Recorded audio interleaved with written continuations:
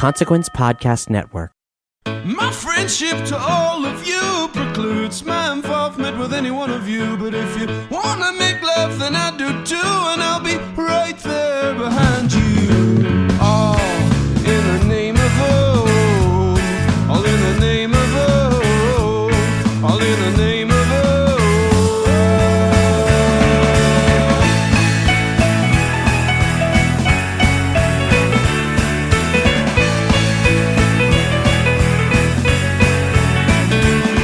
When the friendship catches fire, you can fuck on and feel your heart's desire. But watch out that you Greetings, constant listeners, and welcome to another episode of The Losers Club, a Stephen King podcast from Consequence of Sound. What is that sound right now? It's all of us gathered together in a hot June morning, and we call ourselves the Skeleton Crew. We actually don't call ourselves that. We call ourselves the Losers Club, as I just mentioned before. But we're going to go into our introductions. I call myself Michael Rothman. I'm president and editor-in-chief of Consequence of Sound, and I'm also a constant contributor of the Losers Club. And if you can't tell, I am running my mouth like crazy because it has been a whirlwind week. We just got back from Bridgeton, Maine, where we were fighting off those creepy crawlies in the mist. And you might think to yourself, well, why did they review The Mist and now they're doing Skeleton Crew? Well, guess what? We've been doing Skeleton Crew for a week. But now we're actually getting into it, and we're going to go into all the stories. But before we do that, let's go all around and do our introductions. You already know me because I just introduced myself, but let's go across the room over there, and I'm pointing to her. It's Mel Milkman Castle. Ooh. Also constant contributor to the Losers Club. You are a constant contributor, Yeah. and you can't I mention don't have a job title. I was going to say, you can't mention that you work at a vet hospital anymore. Yeah, MFA student to be. And I guess I'll be teaching as well. So This is very exciting. Hey, welcome to the NFL. Oh, wait, who's that voice? Oh yeah. Hey, I'll just go ahead. This is Dan Kane Caffrey. I don't know why I chose. Our favorite story. Maybe because I go to a school where the event that that story is based on happened in the '60s. Maybe it's a little Freudian slip. That is true. Yeah, that is true. Kind of. I don't know if I want to go down that road. That was a horrible event. But yeah, I'm a constant host of the Losers Club and also a constant contributor to Consequence of Sound. And who is to my? I guess what are you guys? North.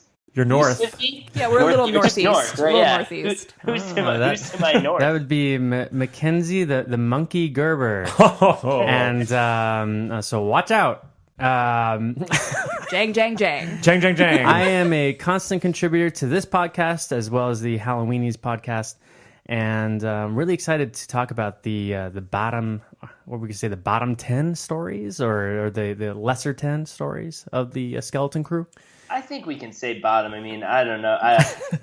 Unlike Night Shift, I don't think we get to the really good stuff early on in this book. I think you have to get to the top 10 to get the cream of the crop. That's just my opinion. I mean, you guys feel the same way. I would almost argue that next week when we start getting into our top 10, you still got some stuff in there that is a little weak. We'll digress on that a little bit more as we go from one story to another. But let's go into our first introductions with this book. Dan, you seem to be the pro, the King buff, the King. The King of King. What is your history with this book? I read this first when I was in high school, and I know that we had posted that picture of Michael J. Fox reading Skeleton Crew and the Reed posters, and I think that may have been the first time I saw that first edition cover of the monkey. I will say, for being a story that, in my opinion, is not very scary, I do love the cover of this book, the monkey about to clang his symbols onto the reader's head. I mean, it's super creepy and evocative. I feel like monkeys are just creepy in general like that. There's also that Monkey Shines movie with the George A. Romero directed that has a similar cover. We actually spoke about that a week ago because there was a lot of confusion when we were. It was all my confusion. Well, it was mine also because I actually had thought that the Monkey Shines movie by George Romero was based on the monkey. Well, I have false memories of watching a movie that is based on the monkey. This Me is too. like my Shazam or whatever Yeah, Shazam. that people think is real. That's the true terror of this story, is that people think that they've actually seen it and read it before. Well, maybe somebody had a word presser of the gods and deleted that movie from existence. So Well, maybe it was me. What's weird about this collection, I think, too, is that I had read Night Shift by that point, loved it, and I feel like I remembered every story from Night Shift right off the bat, and as I reread it and became an even bigger Stephen King fan. When I was younger and I read this, I feel like I remembered The Mist, and because they published The Mist separately by that point, so it just stood out to me. Yeah, I remembered The Raft because of the Creepshow 2 adaptation. And I'll admit that was kind of about it, I think. For whatever reason, a lot of these stories kind of went in one ear and out the other. Once I reread it later on, I did grow to enjoy some more of them. And the edition I have here is signed by the King himself when he came to our... Yeah. He was coming to talk to my college at Florida State, where Mike also went, and Mac. And I knew he was coming. I knew I was going to get a chance to get something signed. And up at college, I don't think I brought any of my Stephen King books. I just went to a thrift store, and they had an unbound or a first edition with no jacket on it. Or I guess it's not the first edition, because the first edition is technically the illustrated one that we'll get to in a bit. But so it's kind of cool. So I don't have a dust jacket, but I have that golden Stephen King signature on the cover. And then if you flip a few pages inside it, under where the first page of the title is, it says, "For Dan, Stephen King." Aww. And that's when I read this time around too. It's kind of it's falling apart a little bit, so I need to be careful with it in the future. But that was the same time that I met him and said my stupid thing of thanks for all the nightmares. Like a That's not freaking stupid. idiot. I think it's such that's a nice. He had started the conversation because I had given him my first edition paperback of Pet Sematary to sign. And he's like, "This is a scary one," and I thought that was an open door for me to start talking to him. I think it is. You think so? Yes. Huh. I think you don't have to cringe at this memory. I'm giving you permission to move on. Okay. Well, either way, he looked at me like in that weird kind of Michael Bluth look. I'll bet you it was a conspiratorial smile. Yeah. What if when you said that, he just looked over his shoulder and he was like, "Tabs, this nerd just said thanks for all the nightmares." Or what if he turned over to the person that's running the Strozer Auditorium or whatever it is, and just turns over and is like, "I'm done," and gets up and leaves. Or if, imagine how bad you would have felt if he was like, "Yeah, never heard that one before." Oh, that would have been bad. Yeah.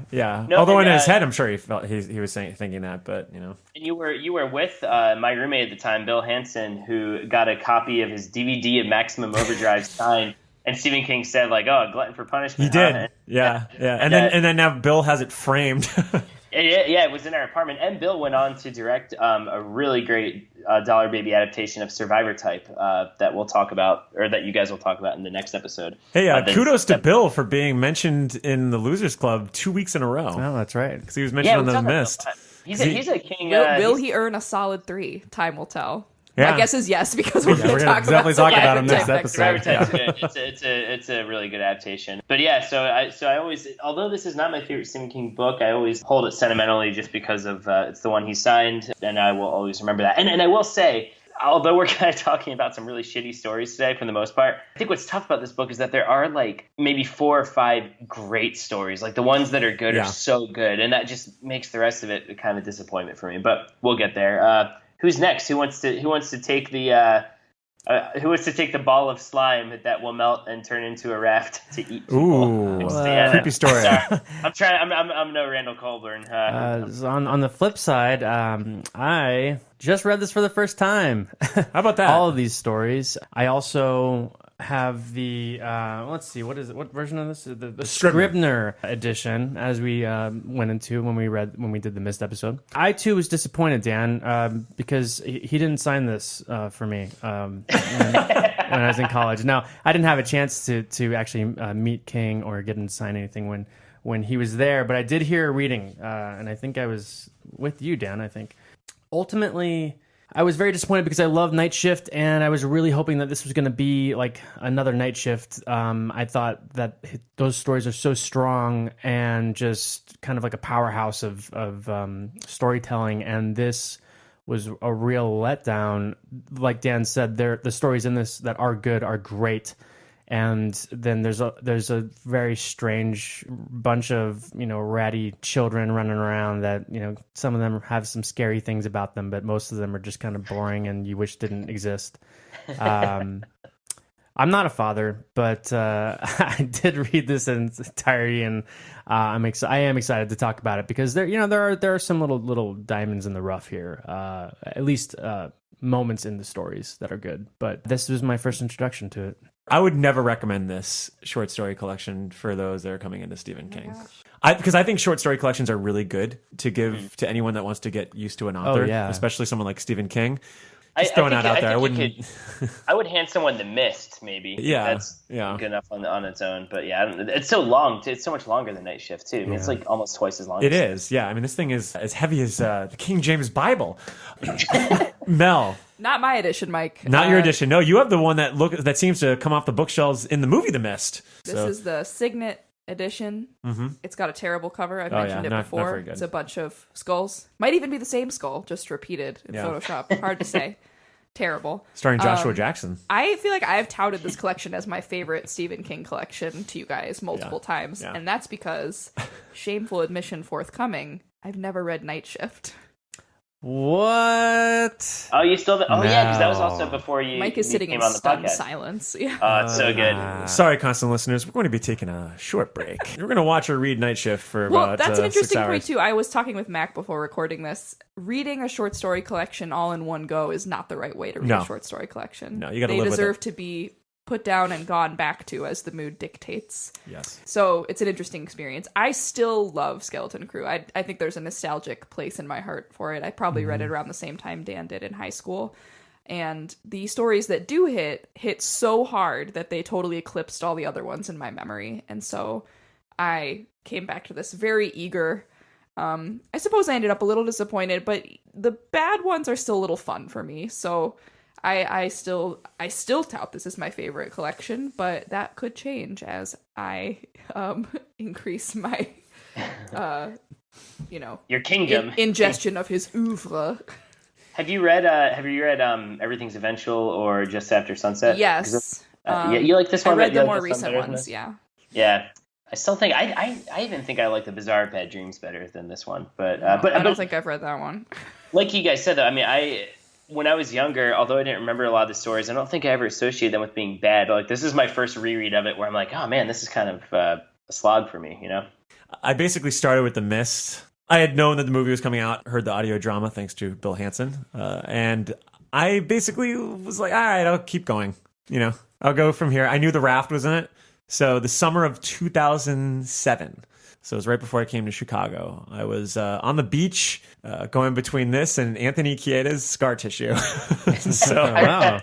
Which I borrowed from you, I remember. You did borrow it, yeah. So they probably had sand because I would sit by the jetties and read this, which made The Raft a lot of fun, actually. But a lot of stories I love in this. A lot of stories I actually didn't really remember. But it's not like Night Shift, where last year I would be revisiting these stories and just all of them ringing a bell, all of them remembering beat for beat. I don't think this was very impressionable for me, and other than a few stories, as we mentioned here. So this was kind of a slog as a reread for me. And also this has been a nightmare week. And to Mel's point, I really stress that you don't read a short story collection in very short spurts of time. So yeah, I wish I would have spread this out a little bit more. But to quote, I don't remember the pop singer, but it was all coming back to me now. Celine Dion? Is that something? Yeah, it is Celine Dion. All right, some no-name hack. Yeah, although that song was written by the gentleman who wrote most of Meatloaf's songs. Really? So that's why it has that ring to it.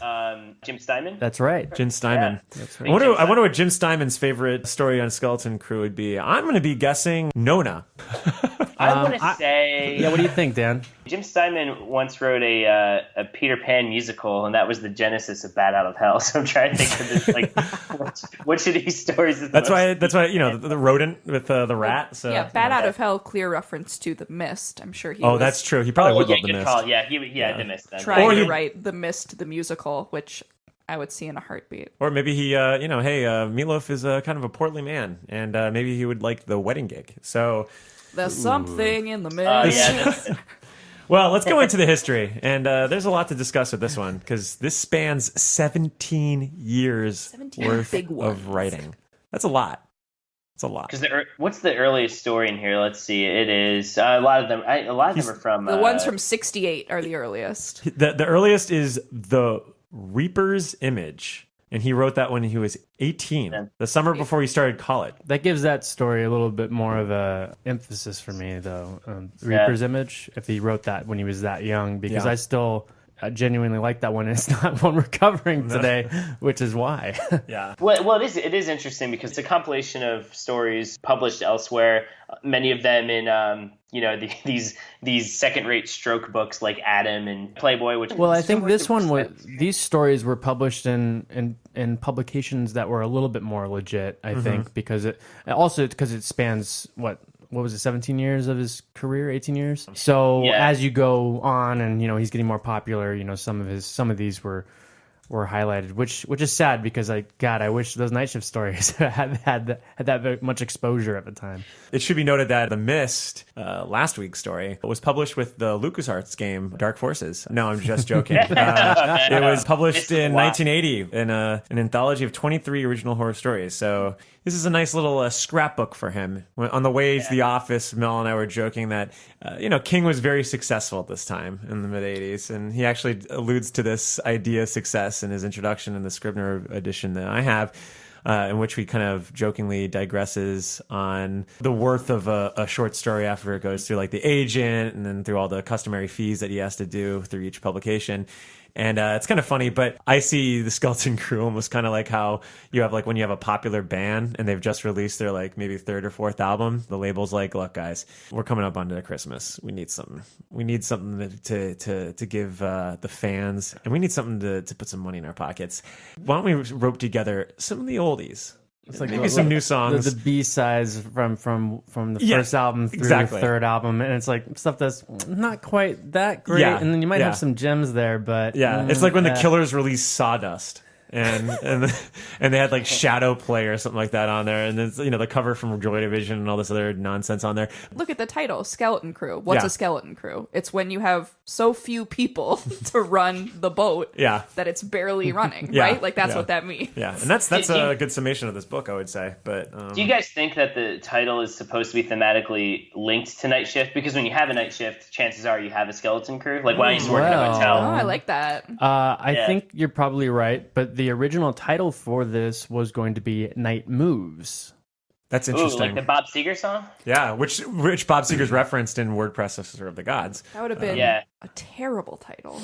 Yeah, I think Well, I at think that at the point, time they were trying to connect it to Night Shift, as in that this is his second short story collection.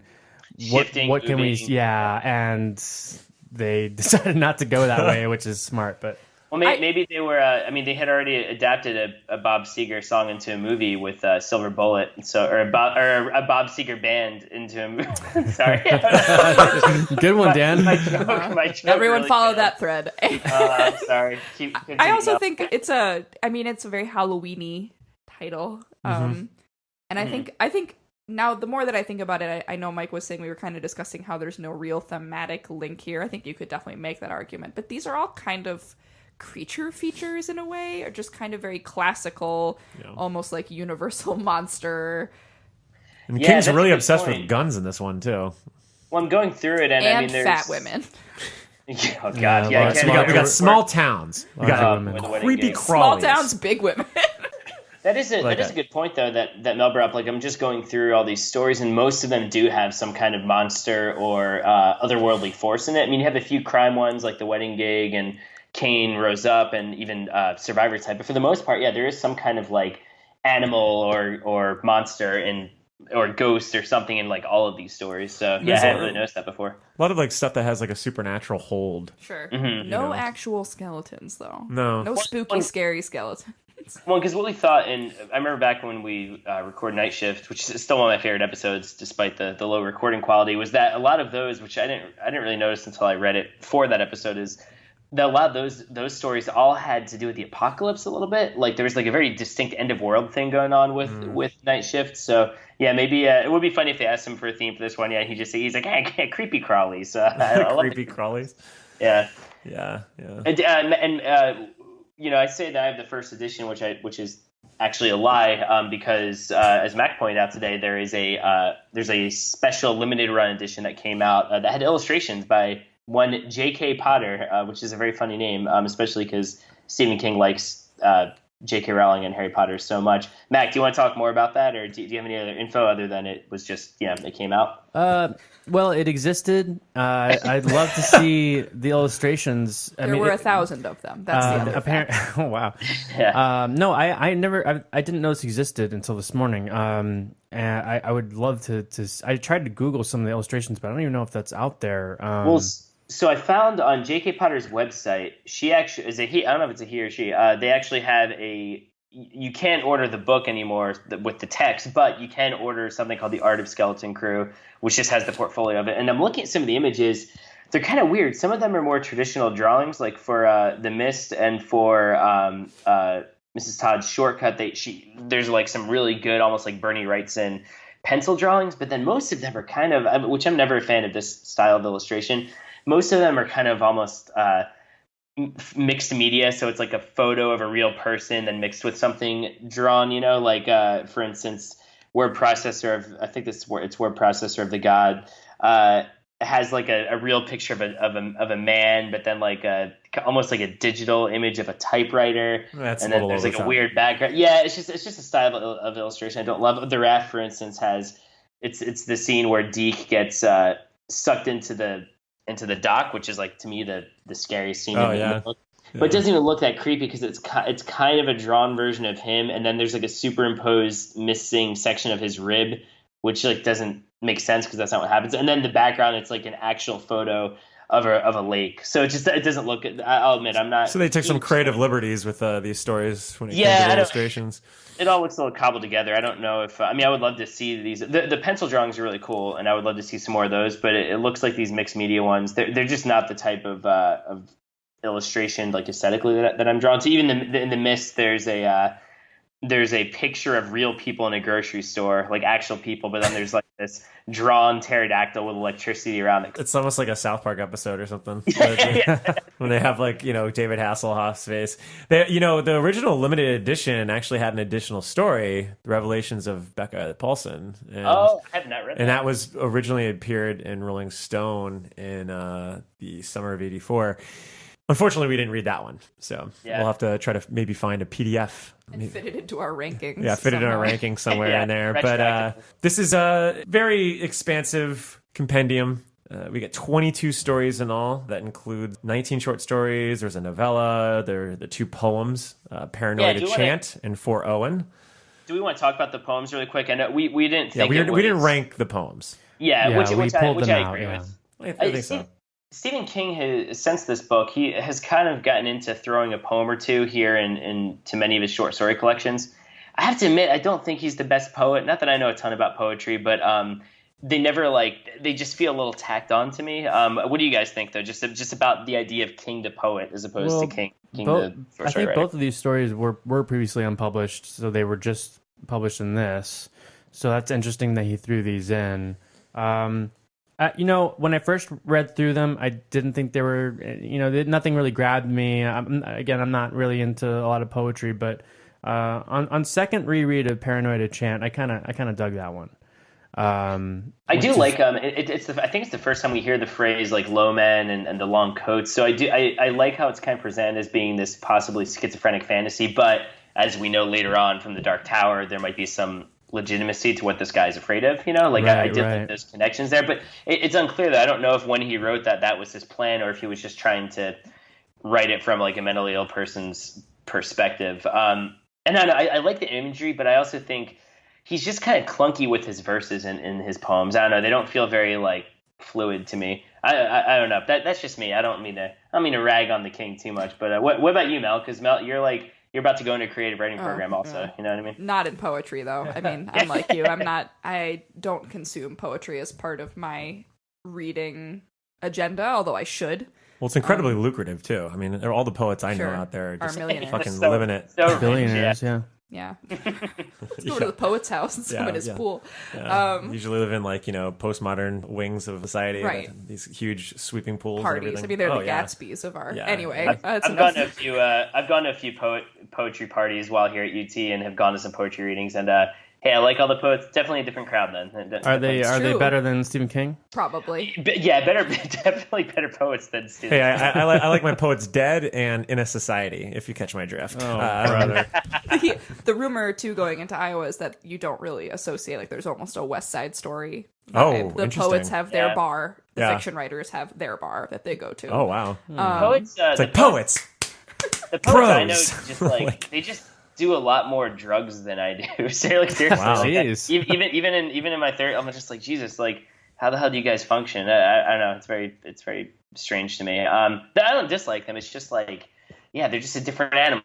You know, different animal. What is that quote that's like, if prose is a house, then poetry is a man running through that house on fire, or something like that? I probably just Oh yeah, butchered I could get behind that. Hey, I think that's a better poem than Paranoid Chan is. But yeah, but how did you feel about these poems specifically?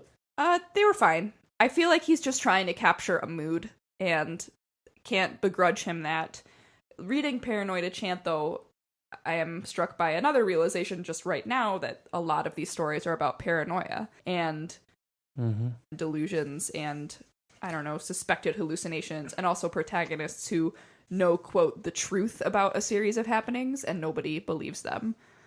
Yeah, that's true. Well, yeah, because there's a lot of retelling stories that other people doubt. Like you get that with the Ballad of the Flexible Bullet. You get that with Mrs. Todd's Shortcut. Even a story like Cane Grows Up. I mean, you have delusions in there, and you have characters that are, I think, a bit more removed from reality than a lot of King characters are. Yeah, the poems, I feel like he's just, I don't know, filling space with an stroking. attempted mood. I did like that Fort Owen gives us a little bit of a respite, and that, I mean, it has a slightly macabre bent to it with like these anthropomorphic fruits and how their bodies function and all that. But I like that this kind of just came out of him walking his son to school. You know, like that makes me, I don't know, I like the sweetness that's in there that we're missing in a lot of these stories. But Mike, what are your feelings on these poems? I thought they were great. You know,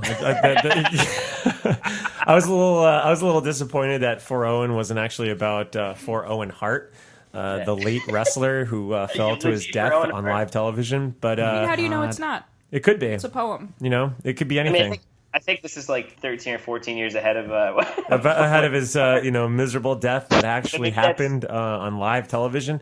I was watching that night. It was terrible. Like we're talking about a horror story. The blue blazer, and he just like jumped and just thunk. It was so like. I'm glad. Yeah. Anyway, if Rockin' Randall was here, he'd have a lot to say about that. Yeah, it's a shame that Randall isn't on the episode where you can actually go off on a 25-minute tangent on Owen Hart, which is my intention by bringing him up. You know, I like shaking things up, and I think it was nice to have a little reprieve between some of these longer stories, because as you're going to hear in some of these little breakdowns, some of these go on a little too long. And for Owen it does precede easily the most grisly story, which is Survivor Type. So it's kind of, I do like when tonally two very different things are placed against each other like that. It's and King being a little twisted there. You know, I'm going to put the story of my son against the story that goes too far. Do you think he printed out For Owen and then like framed it and put it over his son's crib when he was little? I bet he did. Yeah, I told it. Yeah. No, it'd be really funny is if you got Bernie writes into, he's like, oh, Bernie, can you illustrate this poem? And Bernie writes through these like horrific fruits, like just nightmare thing above Owen's bed. Or King stealing Owen's face and putting it on his own face. But I do kind of like that. I like how that's sort of this, that's this kind of affectionate gesture between these two. And then, but if you think about it, you're like, oh, that's kind of a weird little thing. It was like this week, Schoolboy Q shared a video of him and his daughter freestyle rapping with each other, and it's like this very loving thing, but they're being really cruel to each other too. Like the daughter calls him fat, and then he says like, I'm not your real daddy, and it's all like it's good natured, and from what I can tell, he's like a good dad, but from the outside eye, you're like, oh, that's kind of a weird thing to say, So yeah. But anyway, Anna, do we need to stay on these poems too long? None of us know what good poetry looks like. Yeah, I love E.E. Cummings, and this isn't E.E. Cummings, so I'm just going to throw that out there. But not Dickinson. It's admirable. So let's go to the not so admirable parts. Yeah. Of the All right. Skeleton Well, let's get right to it. I don't know how long it will take us to get out of the bottom of the barrel today, but we're gonna be like the frog who's hopping up the well, and he gets up 2 stones, but then he falls 3 stones back, and it just takes a long time. That's us today. It's like that Paula Abdul song, right? 3 stones forward and two steps back. Parentheses, frog in the well. Yeah. We're like that Bruce Springsteen song, Step Up. It's a 1 step forward. Hey, 2 steps. speaking of Springsteen, I've heard of Adam raised a Cain, but Cain rose up. That is our 19th story that we're going to be discussing. Ooh, number 19. Number 19. How this worked too is that we all submitted our individual rankings of the story, and then our good mathematically inclined friend Justin Gerber averaged our rankings into a master list of rankings. So these are a writ large ranking from the Losers Club body as a whole. And I will say, I more so than Night Shift, I feel like our rankings were all pretty similar, especially for I think it was unanimous on what the best stories were. And then even with I liked Cain Rose Up a little bit better than I think everyone else did, but I by no means was this is the unheralded genius story of Skeleton Crew. Yeah, pretty much. I mean, I can sum up this story in about 2 seconds for us. A college student decides to snipe some fellow colleagues and students on the green. And that's what he does. He does it right from his dorm room, and that's where we're left. That's pretty much it. That's all that happens in this story. It was kind of chilling to me, like I said, being at a school where we had Charles Whitman in the 60s shoot 30-something people from the bell tower here, and I think that's what inspired King to write this. It did resonate with me just as being a scary thing that happened, and I think King describes it effectively. However, I also question its use. What do we get from just seeing a kid massacre a bunch of other kids? I mean, that happens in Apt Pupil, but it's at the tail end and it serves a greater purpose. I found no greater purpose in this other than, okay, King is good at describing someone shooting people, and that's it. But what were your guys' thoughts on it? I think he wants to show us the chilling interior of someone that thinks like this, but I agree that we get nothing from it. It feels like an exercise for him. See, it's interesting because Caffrey and I were the kindest in the rankings to this. Well, let's actually summarize what you mean by that. Caffrey, this is in your top. This is your top 10 of your rankings. Yeah. Wait, was it really? You have number 9 for you. I will say, and this is what I said a minute ago. I will say, writing wise, and I don't mean that's necessarily in terms of theme, but just the competent sentence structure and giving a vivid image of what's going on and being able to track the story front to back, which I know are very basic things that those are fundamentals that you should do in any short story.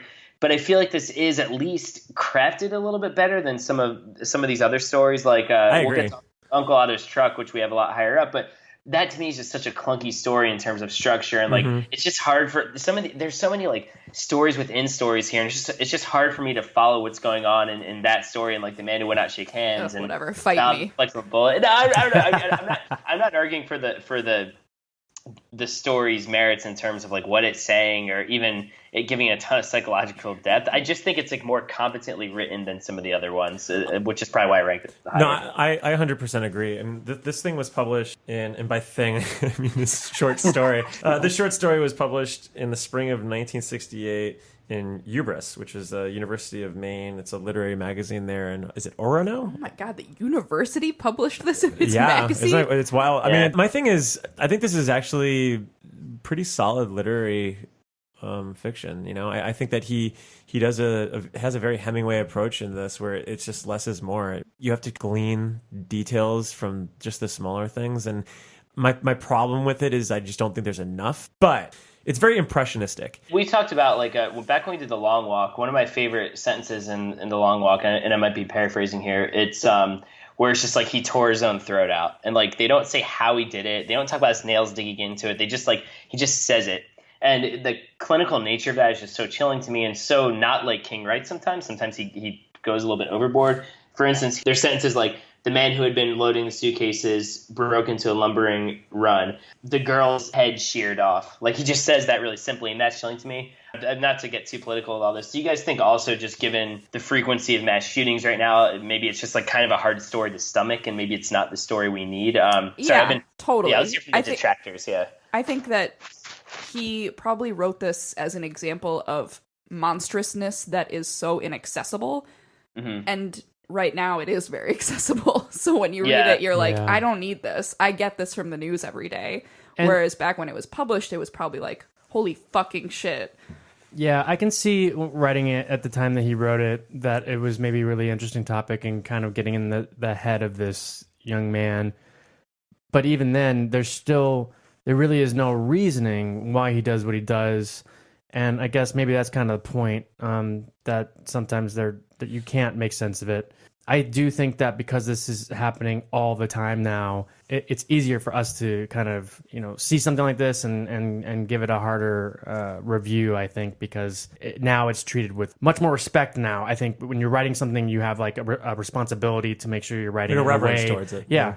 King has said multiple times too. I mean, he stopped publishing Rage for that very reason. He said also he's mentioned Cain Rose Up in other interviews he's had talking about Rage, where he said he like doesn't think he would write these stories nowadays, just because like you guys said, it doesn't really give us any greater insight into the psychology of these people. I would argue At Pupil is not my favorite novella. I think it goes on too long. However, I would say At Pupil does at least give us insight into how someone could descend to that point and what type of person is susceptible to doing these kind of violent acts. But yeah, I just don't think we get much of that here. See, the thing that's actually kind of weird for me is I feel like Modern Times provides me some context for this. I think if I had read this, I would have been actually even more critical maybe back then, because I would have felt that he was almost kind of like, not exaggerating, exaggerating, or maybe even trying to like capitalize on stuff that was going on, at the Texas shooting. My thing with this is that there are little bits and details in this story that are just so haunting and jarring that when you pair it with everything we now know of the majority of the shooters that go out there and do this, it's very chilling how prescient a lot of the stuff that King weld into this little short story happens to be, 30, 40 years later. Like what? Well, like, for example, like when he's sitting there murmuring, he's like, good God, let's eat, Garrosh murmured, and began to pull the trigger again. There's like that cognitive dissonance between what's actually happening and what's going on in his head, where you actually read a lot of accounts. I mean, it's the obvious one, but like the Columbine thing, just like how matter of fact, like, the situation actually was compared to like everything they were doing that morning.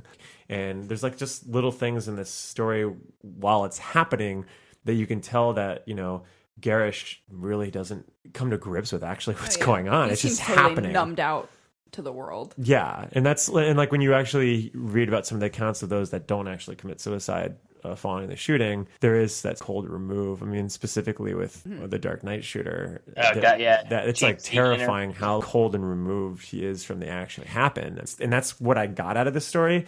In hindsight, not actually having a lot of the context makes it that much more effective. Having said that, other than just being like a weird, creepy, impressionistic portrait of a really dark scene, I don't really know what the point of the story is. There's nothing like that's another reason why it reads as kind of distasteful to me, is that the reasoning behind it, like, we're never gonna know why it was written, but it does speak to the larger fascination from King with this topic. Yeah. And I feel like knowing about Rage and knowing about Apt Pupil, I come to this story with a kind of like, ugh, this again? Why are you harping on this? I don't need this and I don't want to see it. I'm a little interested in the religious iconography present in the title and in the story, though. Like, yeah, the whole Cain and Abel angle. Yeah. I mean, what do you make of that? I guess I feel like he kind of talks about how it was unfair for God to punish Cain for what happened. There's a sense of, I guess, excommunication that speaks to the isolation that any shooter, I guess, must feel. But again, I can't get anything much larger than that.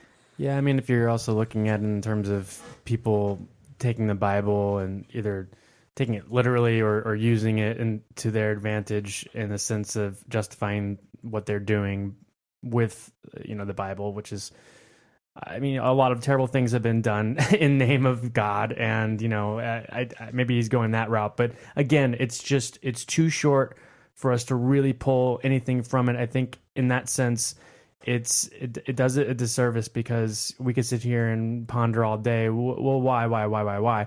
And maybe that's the point, But at the same time, he's done this in better ways, like we were saying with Apt Pupil, and this just kind of falls short for me. However, I did watch A Dollar Baby like I said, however, like it was going to be a good thing. No, the Dollar Baby I watched amazing. was not good, but I have a little quick description of that if you Yeah, want. go for it. This was listed on Wikipedia, and it's funny because when I went to go look at some of the Dollar Babies on YouTube, there actually are quite a few of this one. But this one was from 1989, and David Spillers, I guess, directed this, and it opens up with Metallica's One, which Oh man, Jesus. I love Metallica's One, but I couldn't help but laugh. Well, it's just the most like cliche young male angst type music, you know? Yeah. There's nothing subversive about it. Yeah, and at one point, it's not really brilliantly done, but it was also filmed in '89, probably with like a home camcorder. So in that sense, you're like, oh, they did spend some time on this. At one point, he's so frustrated, he has an Alf doll in his room.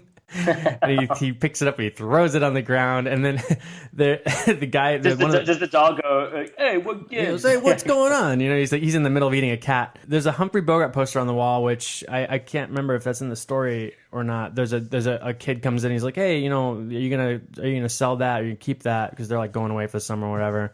Yeah, that's in it. But then what's funny, I couldn't help but laugh again, is because right next to the Humphrey Bogart poster is a poster of Alf.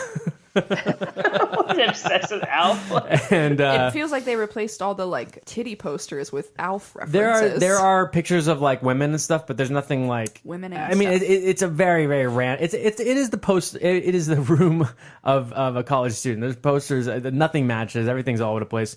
There is a boombox, however, that have the words "Silver Bullet" written on the boombox, as if it's, I don't know, the maker of the boombox. I don't know. It was very strange to have that on there. It's not brilliantly done. The gun he uses is just like a handgun, and I don't know. I feel like there's probably much better versions out there, but this was one listed on Wiki, so I thought this was going to be worth watching, and it really was not. I did find something that's very interesting that goes back to what Mel was discussing with. It doesn't really answer why King is fascinated with this, because that's actually something I really want to meditate on a little bit, because he does have a lot of stories and things tied to this. And maybe there's just something about the concept of evil or the concept of that anger, hate that fascinates King. That's just part of it. But he actually wrote an essay when he was writing for Entertainment Weekly, and the Virginia Tech shooting happened in 2007. Someone had, they wanted to talk to him about the links between like the creative process and violence, and like where exactly does one draw the line between like the imagination and all the stuff that could come from within, and where's the truth to that, and is there any weight, or is there any way that you can kind of see it and go, ooh, this should have been a red flag, we should have seen this. And so they asked him. And he wrote, I've thought about it, of course. Certainly in this sensitized day and age, my own college writing, including a short story called Cain Rose Up and the novel Rage, would have raised red flags. And I'm certain someone would have tabbed me as mentally ill because of them. Even though I interacted in class, never took pictures of girls' legs with my cell phone in 1970. What cell phones? And never signed my work with a question mark. As a teacher, I had one student. I will call him George, who raised red flags galore in my own mind. Stories about flaying women alive, dismemberment, and the capper getting back at them. George is very quiet and verbally inarticulate. It was only in his written work that he spewed those relentless scenes of gore and torture. His job was in the university bookstore, and when I inquired about him once, I was told he was a good worker, but quote-unquote quiet. I thought, whoa, if some kid is ever going to blow, it'll be this one. He never did. But that was in the days before a gun-toting serial killer could get top billing on the nightly news and possibly covers of national magazines. For most creative people, the imagination serves as an excretory channel for violence. We visualize what we will never actually do. James Patterson, for instance, a nice man who has all too often worked the street that my old friend George used to work. Cho doesn't strike me as in the least creative, however. Dude was crazy. Dude was, in the memorable phrasing of Nikki Giovanni, just mean. Essentially, there's no story here, except for a paranoid asshole who went DEFCON 1. He may have been inspired by Columbine, but only because he was too dim to think up such a scenario on his own. On the whole, I don't think you can pick these guys out based on their work, unless you look for violence unenlivened by any real talent. It's pretty swift. I mean, It is, good, but this is so interesting to me because I've been in workshops where people write just awful scenes of violence, what he's talking about basically. yeah. And I pushed back against one of them in a workshop and said, you have to investigate the purpose of these depictions of children being shot. And the guy was like, I'm a father. I write about what I fear most. And also he quoted the dictionary at me with the definition of the word transgressive. I really don't like this guy. But I feel like that's almost a new thing too, is that people are just trying to be as edgy as possible. Yeah. And so it becomes even harder to see. I agree with King. I guess I'm saying like you can't know based on writing, and I think it's a slippery slope. Well, I think you should push back, but I don't think you can be like, you should be in jail. Yeah, exactly. I mean, we've always applauded King on this podcast from the very beginning because Rage was such an early episode. I do think he has a good sense of self-awareness when looking back at some of these stories. I think I don't know. I'm so the issue of censorship is such a tricky thing for us, but I do think it says something that he did not want Rage republished, and that he wrote that piece for Entertainment Weekly where he does say, oh, Kane Rose Up amounts to little more than like you got what would he say, like a psycho blowing up, and that's kind of it. So yeah, I mean, I don't know. I do like that he looks back on these things with a critical lens, because like you said, guys in your class lens, some of them or Mel, some of them might just be like, well, no, it's about fear and it's edgy, and that's a good enough reason to write it, which I don't think it is, No. But if you look at any of your old writing, it's sort of just like what fascinates you, but the most basic, unexplored version of that. Like if you look at my old writing, it's like, I was in a cave, there was a dragon there, the end. Yeah. And like this is like a man murdered a bunch of people in the end. Yeah. And that's the thing. Like, I mean, if you look at a novel like The Stand, where King was clearly fascinated by biological warfare and the end of the world and all that, but he does take those things and uses them to comment on faith and humanity and something else, And as you get older as a writer, hopefully any writer is able to do those things. I don't know about you guys. I'm getting a little thirsty from all this John about the worst story in the book. I think I need some milk. Do we see a milkman coming around the corner? Is he there? I don't see number 1, but I do see number 2. Big Wheels, number 18 is Big Wheels, A Tale of the Laundry Game. Hey, there are a lot of people out there that complain about sequels and how they ruin the original. Let's just say this is living proof. Wasn't this written first? Yeah, this is the first iteration of the Milkman. So he managed to pull the Milkman story out of this to make it interesting. Well, again, it's like, you write the first like 3 chapters of a story, and then the story doesn't actually start till the end. I think that he was able to get the Milkman out, and unfortunately, we won't be talking about Milkman number 1 until next time. But so stay tuned for that. I think what's weird about it to me is because writers. I'm sure all you guys have had this. Like writers all the time might, I've written entire plays and then realize, oh no, the really interesting thing I want to talk about is this one little element of it, and then you go back and you flesh that out and massage that a bit. My question is why include both of these? Like I think the Milkman 1 story is a creepy little standalone on itself. Like why include the convoluted mess that ended up leading to it? Do you guys have any thoughts about that? No, maybe they just needed to fill out the. They were like, we need this to be more than 600 pages. I think he just delights in connections, and I think it's pretty arbitrary. If we talk about this story on its own merit or lack thereof, I mean, I think it's just another look at like toxic masculinity and the drawbacks of drowning in nostalgia, and I think it's not much more than that. I also think maybe he's having a little bit of fun with like some dialect, like he just likes to write this dialogue. Oh, sorry, we should summarize the story. What happens in the story? Pretty much the main character is not the Milkman. What's the Milkman's name in this? Spike. Sorry, Spike Milligan. It focuses. It's the same town. It's like a working class Pennsylvania blue collar town, and it's these 2 laundry workers, Rocky and Leo, and they're just doing a run, and they meet this old friend of theirs, or a friend of Rocky's anyway, Bob Driscoll. And they accidentally crash their car in his garage. But then they just kind of they sort of start off fighting, but then they just reminisce about kind of bullshit. And then eventually Bob kills his wife and burns down the home. And then it's implied that maybe toward the end we see the Milkman from the first story, which we would have already read. And I guess maybe it's implied that he inspired Bob or he went to Bob's and convinced him to do this to his wife, and you get this idea that this Milkman just wants to see this whole town burn, and Yeah, like Mel said, it's just a bunch of small talk bullshit, and then men doing horrible things, and that's kind of it, you know. And isn't the milkman like possibly having sex with one of these guys? Yeah, I don't know. he's cuckolding him. I don't know Oh. if Yeah.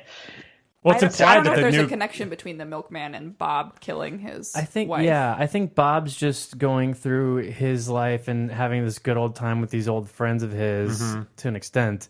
And then No, but I think that the only milkman thing leave, that's like gasoline, he like leaves gasoline at Bob's house or something like that. So I got the idea that maybe he was like, I did remember reading that at the very end of the story, and I thought I didn't understand why. I was like, wait, what? Yeah. It's very convoluted. I did think the only thing that I did like about the story was on page 509, that little bit where it kind of just offhandedly is like, and then Bob went home and he ended up doing this that night. Because you just don't know what's going on in someone's head or what the catalyst could be. And I think that kind of harkens back to Cain Rose Up a little bit too. But my favorite part was probably page 505 when he writes, and he drawed on those two big Jehubis. we and get a little we get callback to Jehubis. Jehubis. Oh man! The constant listeners who have been with us a while, you may remember the book Salem's Lot, which we all love. But one of the worst instances of pound cake is what do you say, the biggest set of Jehubis you'd ever clap an eye to or something? when Larry Crockett's talking about his secretary, oh god, it's just like brother. weird. Yeah, I don't know. Sometimes I love it when King goes into these kind of like grease monkey dialects, you know, like when he does have a knack for capturing a certain type of conversation, but every now and then I think he goes overboard with it a little bit, and he just gets kind of lost in the scatological humor of it all. And I would say this story is an instance of that too. I mean, I don't know. Did you guys were you at all compelled by reading about these three yahoos sitting around and shooting the shit? It's so disjointed. I think there's elements like the guy having a hole in his back where the water drips in the same place every day is really creepy and something that could have been latched onto. But this is such a weird, inconsistent, plotless meandering. And then coming on the heels of Milkman 1, I entered the story like really invested, like, oh, okay, like cool, like then what's gonna happen here? And then it just kind of doesn't go anywhere. And what is Stephen King's thing with people working in laundry? He used to work in a laundry. I know, and so when he was living in a trailer park still. It's just not that interesting. Well, and the whole story is them reminiscing about like women that they used to be attracted to. Yeah. I don't know. It just feels like these people are going nowhere. The town is freaky because of the presence of this milkman. Like they say as they're driving off, like he's scared of Spike because he kills people. So there's something bigger going on, but unfortunately we're stuck with these fucking yahoos, and it just is stupid, and I hate it. Do you guys think that the milkman idea is kind of I keep thinking of Full House every time we keep saying Milkman. But do you think that Milkman the Paperboy in TV? Do you think that the milkman though is kind of like the seeds of the character from Mr. Mercedes in terms of being like the ice cream truck driver? I was thinking about that also, which is it seems like it's like whispers that for that wholesome kind of everyone he sees him every day, every morning. But there's something actually really off about him, and he's actually killing people. Also, in the beginning of the story, they mentioned Terry Bradshaw, and I couldn't help but wonder if he was related to Carrie Bradshaw from Sex and the City. No. God. Jesus Christ. Oh man. Yeah, real quick. Do you realize that Terry Bradshaw is a former real football person, player? Yeah, he's a football player. The professional quarterback. We don't have our sports guy on this podcast today. And also, he also appeared on as Married I was with Children. struggling to write notes for this story, that's where my mind went. My problem with this story is, first off, this has got to be Rob Zombie's favorite story out of Skeleton Crew, because the banter back and forth between the characters, the most obnoxious dialogue that King has ever written, and spending more than 3 minutes with these assholes this morning was just enough for me to set myself on fire. Also, when you look at it from just a structural standpoint, Yeah, he wrote this before he did The Milkman. But guess what? You also wrote The Milkman, and you're going to put The Milkman as number one. And you have this mysterious character that, again, it's kind of like with Kane. It's very impressionistic. It's just of that moment. You just see this little portrait of what he's doing, and you don't really get to see all of the effects of what's going to happen. You just know that shit's going to go down on this street. You got cyanide, you got all this other stuff, and we're going to get to that story next week. But Yeah, what are you doing? there's a lot of really cool mystery there, and all that mystery it's not that it gets ruined per se. It just, Mel, you had mentioned this morning. It doesn't feel like it's the same world. Like they just feel worlds apart. Yeah, the first one to feels quote actually kind of Bruce Springsteen. stylized and whatnot, but Yeah. and not to get too much into that. But this one is so set in a weird reality that's just kind of sad. It reminded me a lot of Roadwork, actually. It reminded me of Christine a little bit too, with like some of like the gang members that are in Christine when you had to hang out with them for a little bit too long. Greasers. We haven't really talked about it yet. I know this always comes up, but I do think it's important when we talk about 80s King. How deep into his cocaine addiction was he? But then again, these stories were written We years always ago. do that. Yeah, that was but the then thing. again, they were written. What? No, I don't know. Most of these were published in the early 80s, like 80, 81. Yeah, he was doing a lot of blow then, right? Well, it explains why maybe he put it forward to be published because he wasn't in his right mind. Yeah, well, because it does feel like when a lot of times I'll say certain pieces of pop culture feel druggy, and I don't always mean it as a completely bad thing. Like the Eagles, The Long Run, that's like one of my favorite records by them. God. It's because there's like moments of brilliance, and then there are other good ideas, but they're you can just see the haze of like Coke and bourbon and whatever the hell, and Miami and whatever else they were doing back then. And Skeleton Crew feels like that to me. Like there's some moments of just flat out genius, but it's all surrounded in this kind of unfocused haze a little bit, and that, like, this story to me is kind of the epitome of that. But who knows? I don't want to psychoanalyze King's drug habits at the time, but the whole book, the whole collection, this story in particular, does feel kind of druggy to me. I don't know if you guys feel that way as well. Well, I like that you brought up Christine, Mike, because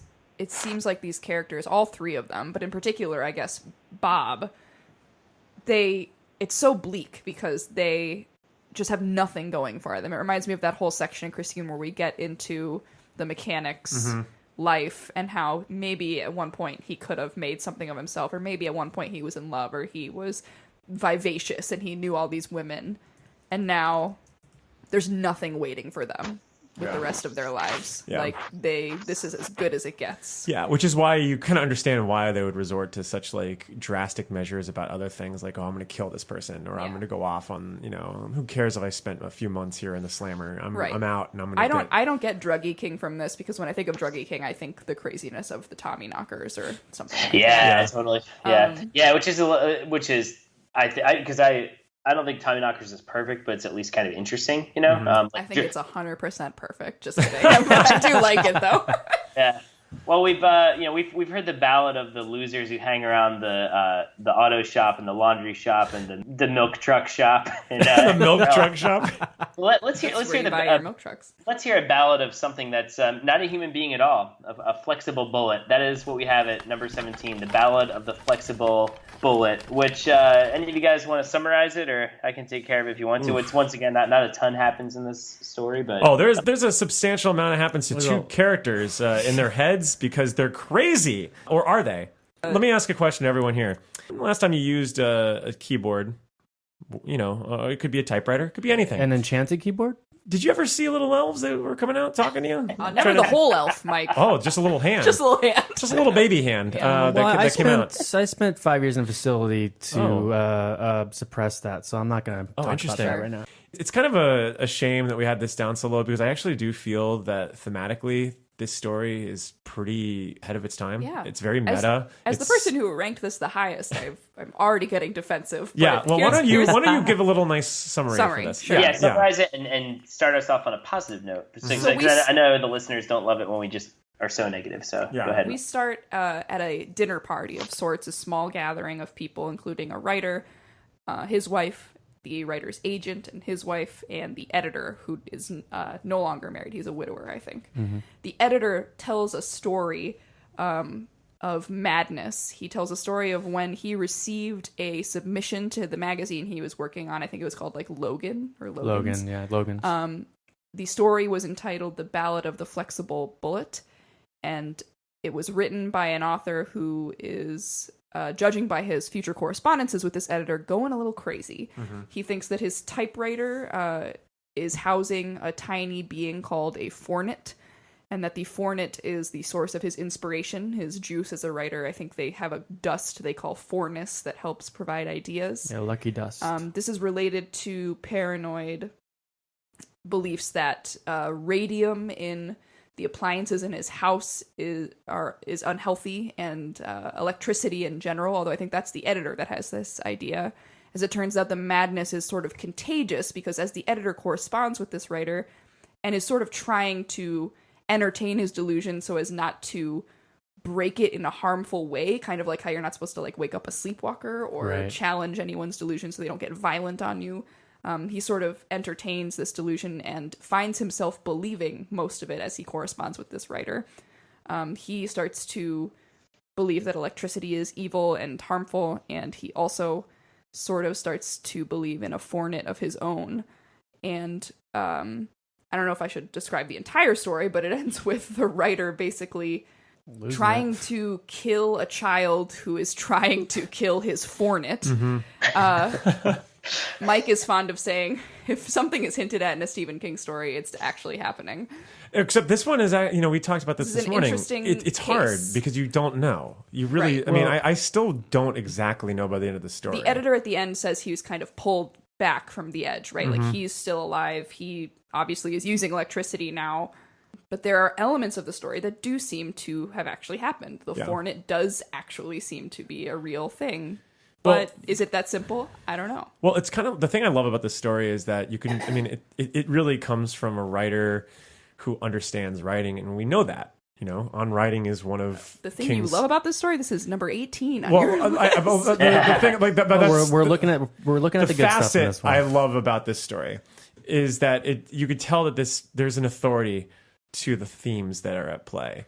When it comes to King, one of his strengths is actually talking from the point of view as a writer. Like, he obviously has spent so much time understanding the faculties of being a writer and the inner anxieties and the fears and what informs writing itself. And, I think I can't wait till we actually get to the On Writing episode, because there's so much to talk about there. And I mean, you could literally teach an entire course on writing, and people have.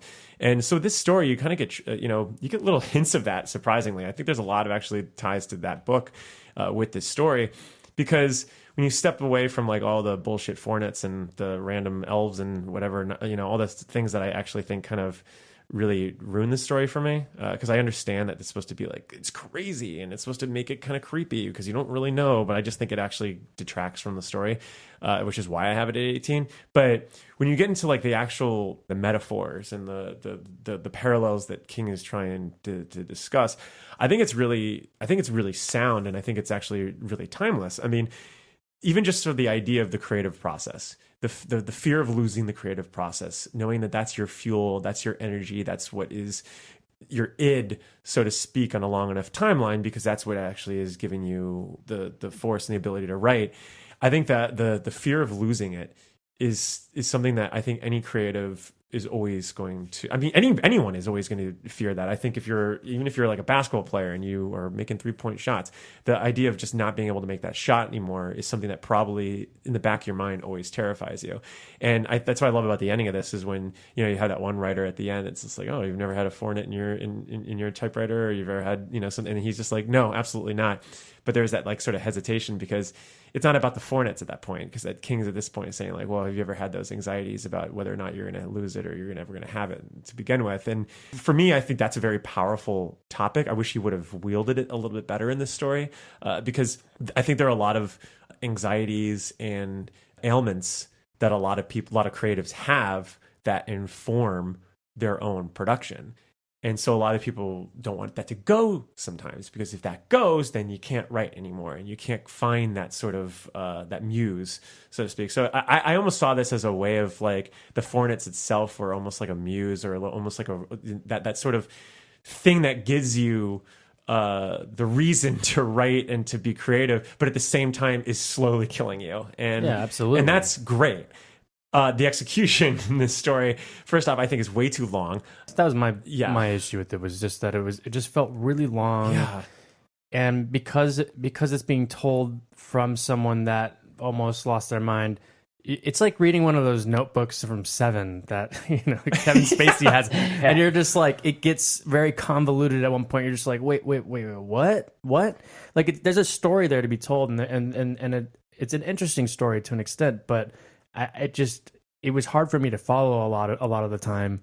I think that, yeah, the Forenet was his muse, but when you start like leaving crumbs on your desk on your computer so it can eat it, it's obviously unhealthy. I also thought it was really weird that the wife kind of encouraged the writer to kind of indulge his fantasy when if he's going that far, it's cry for help, and well, it's like addiction almost, like yeah.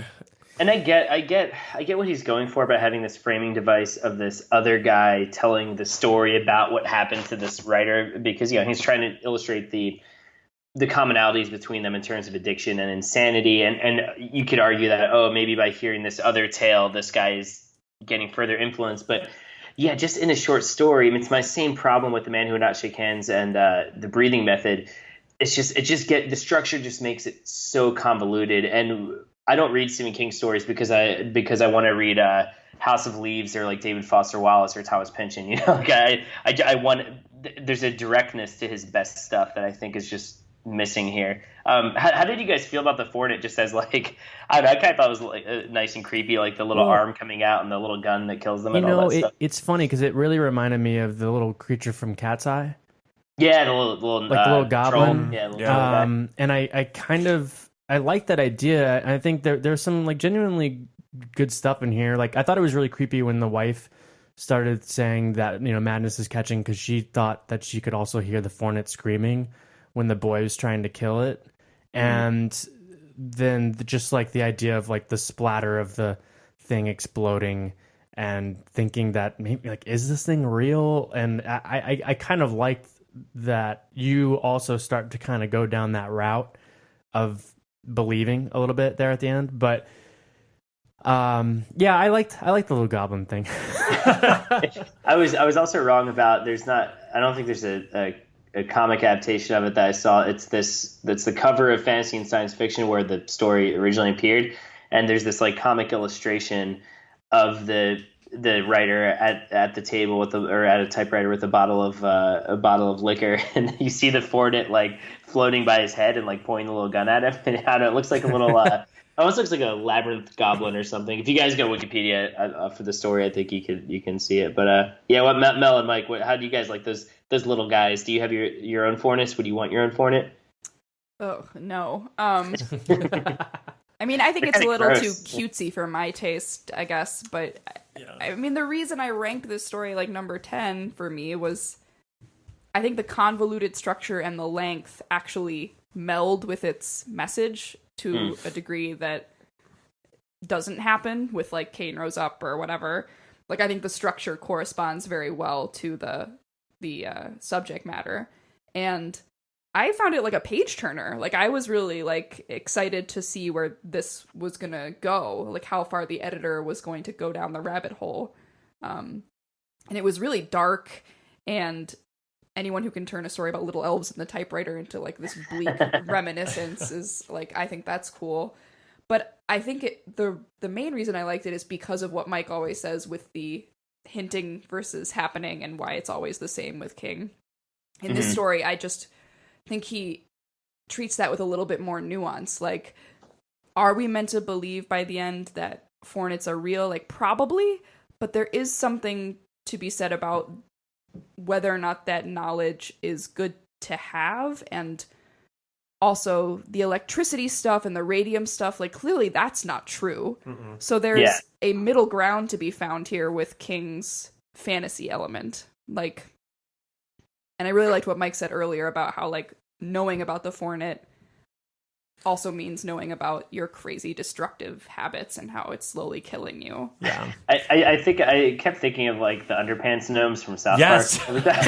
So I think that was part of it for me. It was just hard for me to like take the Fornits like that seriously because Exactly. it was just like, Yeah, no, I that's my problem with it is that the 100 Bants gnomes, it just kills the story. No, yeah, like you said, cutesy, and that's kind of what I had with the problem with it is that it's too fantastical to the severity that they're trying to sell. And for me, it was just I started getting frustrated every time they started talking about the Fornits, like personifying them. I was just like, just go. I just want to keep going. Just keep going. Like, why are we spending time with this?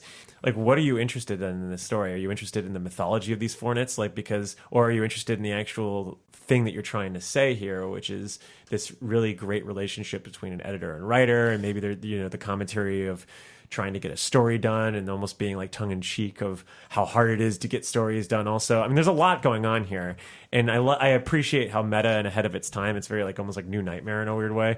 But for me, it just came down to execution, and for me, it's a perfect example of King just becoming way too overindulgent and just putting a little bit too much and overcomplicating what really could have been a pretty sophisticated short story, in my opinion. It's a hard line to walk because the whole point is kind of showing this editor going down that madness hole, and so when they do describe all that stuff a little bit in too much detail, which King loves to do, it's there's a point to it. There is a point to it, and I also feel like maybe the placement of this story being the second to last story in this collection is a little.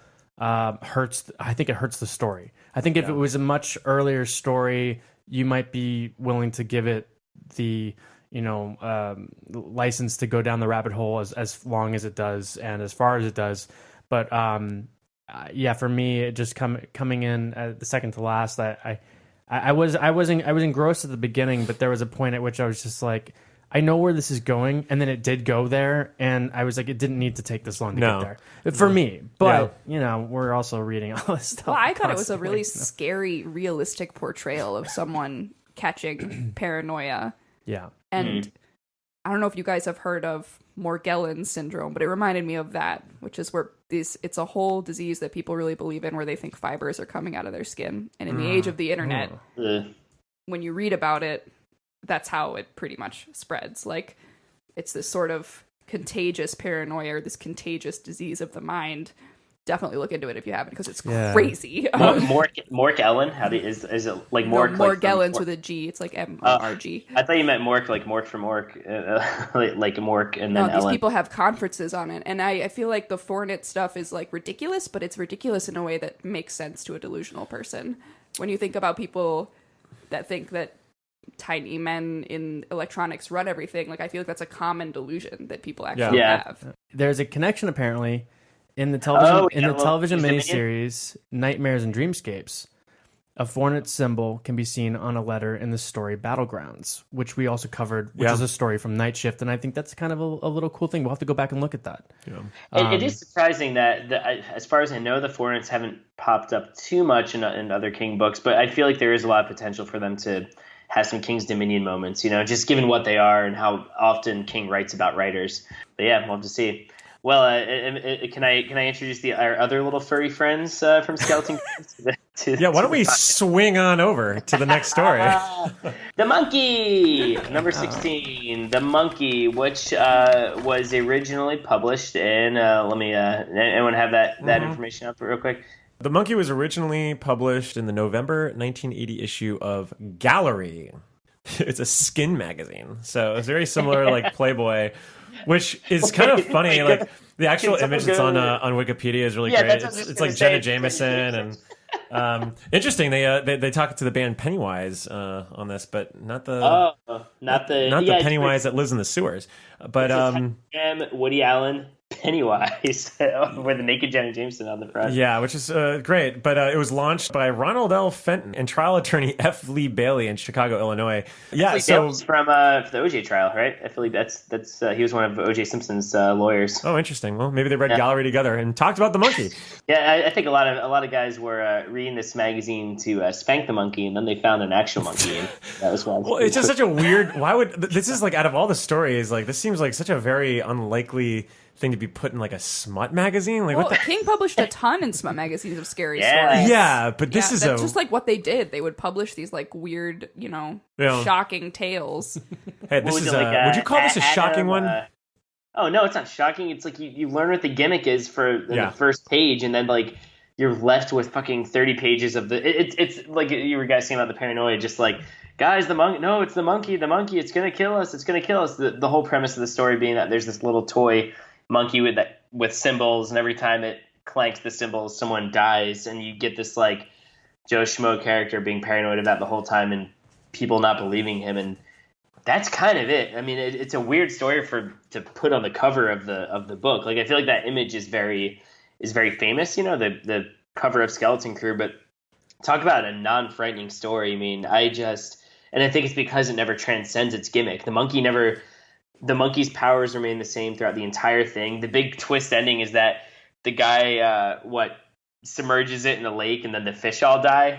Like that's Oh no! Yeah, it's like- Hey, that monkey's clapping his hands as he goes into the lake. This is something I haven't brought up yet in this episode, but one of the problems I actually have with this collection of stories is that, oh my God, I feel like King struggles to establish the setting and the premise in some of these stories. They just are so incredibly complicated. I'm going to read a description later on for Word Processor of the Gods. It really is terse. That shows you how like pretzeled the actual descriptions are, where you kind of have to be like, okay, wait, so that was the brothers, sisters, blah, blah, blah. It's just, in this one, the monkey, I swear to God, I was reading this on a nice, pleasant day.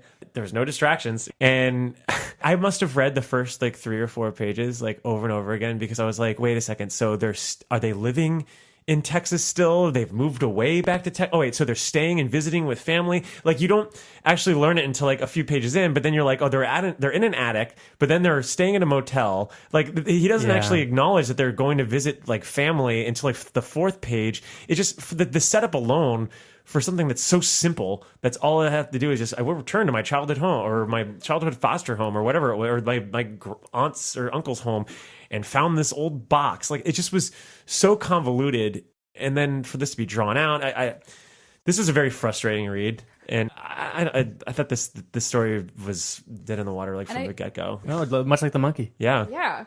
And I also feel like you almost have to work to make that monkey not creepy. If you look at pictures of those monkey toys, Oh, they're creepy as fuck. Yeah. They're And creepy in Toy Story 3. Like that monkey Yes. is creepier than this monkey. and I Yeah. feel like when he describes like touching it and the texture of its hair and like how it like that's gross. Yeah, it reminds me of those old toys you revisit, and they're just past their prime. And ugh. How many people had like relatives that had this in like one of their my like dens? grandparents. I can't Yeah, trust same any here. memories about monkeys that I have because they're clearly nothing I remember about this story is true. But My grandmother used to have a lot of boyfriends, and because I know that sounds like a crazy thing, but she was geez. the belle of the ball in South Florida. Okay. And so she had a lot of like she had a lot of guy friends. She looked like Janet Leigh, which makes sense. Did she demand she's- that they all brought her one of these monkeys? Well, on their I first remember date? I would hang out with my grandma all the time because she was really cool, clearly. And I remember her taking me to some guy that she know, and like this monkey was like in the den on top of one of the bookshelves or something like that, just staring there. And I had to leave the room because it was so eerie. Maybe he was a big King fan. Found could have it and- been. and put it on the bookshelf. God, that would have been great if he was just all these first editions right there. I could have taken them all. Maybe it was Stephen King. You just It didn't might know have at the been time. Stephen King. Yeah, he goes to South Florida a lot. So I think you're right, Dan, that the story never actually transcends the gimmick and there's just nothing left to do. And also, it's hella racist. There's Oh, yeah. so many parts that either compare the monkey to a black person. Yeah. And also, there's man, I like can't. the black babysitter that also comes in, and he just the Bu- way Beulah? he describes her, it's just very clear he hasn't done any sort of empathetic examination of his writing. And it's funny because like in the notes for Skeleton Crew, he talks about how he came up with the idea where he was just walking back to his hotel one day in New York and saw a man selling a bunch of these on the street. and he just couldn't. They just looked really creepy, and he just couldn't get it out of his head. And okay, that's fine, but there's probably more of a scary story there than there is what he came up with. Having said that, there is a really creepy moment that I wanted to give a little shout out to, where he doesn't remember having it in bed with him. Oh, But they yeah. see That was- and he's yeah. like holding it, and then he mentions about how it feels again, and all I can think of is like that weird kind of matted like fur, like toy fur, and that just kind of creeped me out. I mean, there again, some of these stories have moments, even the worst ones, but that was something that kind of stuck with me. Or that when he woke up, thinking that it was sitting on his chest. That also reminds me of Cat's Eye, about the goblin yeah. sitting on Oh, the totally. chest Reminds and me of my stealing the own breath, cat. kind of thing. The cat's cute. Yeah, he's a fucking And this moron. is this is What's your another cat's name again? story. Cole. This is Oh, okay. another. I don't know why I thought that was funny. Hilarious. This is another story where King takes essentially an inanimate object that is just inherently bad, much like the Mangler. Like there's no real. Well, you find out why the Mangler is bad at the end of that story, which is probably the worst part of that story. But I kind of like that there's this thing and it's just bad. We don't know why. It's just some things are born bad, and I do like that idea. But there's like so much going on with this monkey and like how it kills. It's a little too weird. And so a couple of my favorite things was the monkey cloud. Yeah. Jesus At Christ. the end, God. it's like it just becomes this like otherworldly, like, oh my gosh, I can't kill this thing, and now this cloud looks like a monkey, and like it's just like really And over the there's just top. no sense of action or anything. It's just like I kept waiting for there to be this like I don't know, for the monkey to come to life. or, like- That was like the whole punch of this story, and the execution and how it actually carried off was very similar to Halle Berry's line from X-Men. Oh, Toads yeah. get struck by Do you know lightning. what It's happens like, when you know a what happens toad to is toads struck get by sh- lightning? The same thing that happens to everything else. And you're like, wait, what? Like that's it? Ooh, Like, what a cool burn, Storm. yeah. But that's what it felt like. Well, I'm my good. one, and then another. I keep saying favorite. One of my favorite lines is page 201, when the son says, "Daddy, is it gone? That nasty bad monkey." And then nasty bad is all one word. So I just wanted to start hashtag nasty bad monkey. well, Oh, you know, man. oh, sorry, go ahead, Mac. What were you gonna say? What was That was Mel. But Oh, were you gonna say Mal? one other theme of this collection that is present in a lot of the stories is like fathers that hate their families, or at least Yeah. certain members of their families. This dad does not like his other son. He only likes this son. Like fathers that are trapped by family members that they've had no influence on and that seem to be going rogue in the worst way. I had mentioned earlier how this is really confusing and pretzeled. Here's a nice little section on page 162 of the Scribner edition. And I don't know why I gave you the page number because I don't want you to read this. But Hal's brother Bill and Bill's wife Colette met them at Uncle Will's and Aunt Edith's the next day. Like, what the fuck? Like, Hal's brother. Okay, The so monkey! It's confusing. So I do have a creepy connect. Johnny McCabe, a character in the story, dies when a rung on a ladder breaks and he falls 30 feet. Much like the last rung on the ladder from A Night Shift. Man, I'd rather just reread that story. A night again. shift? One of the many night shifts that Stephen King has written out there.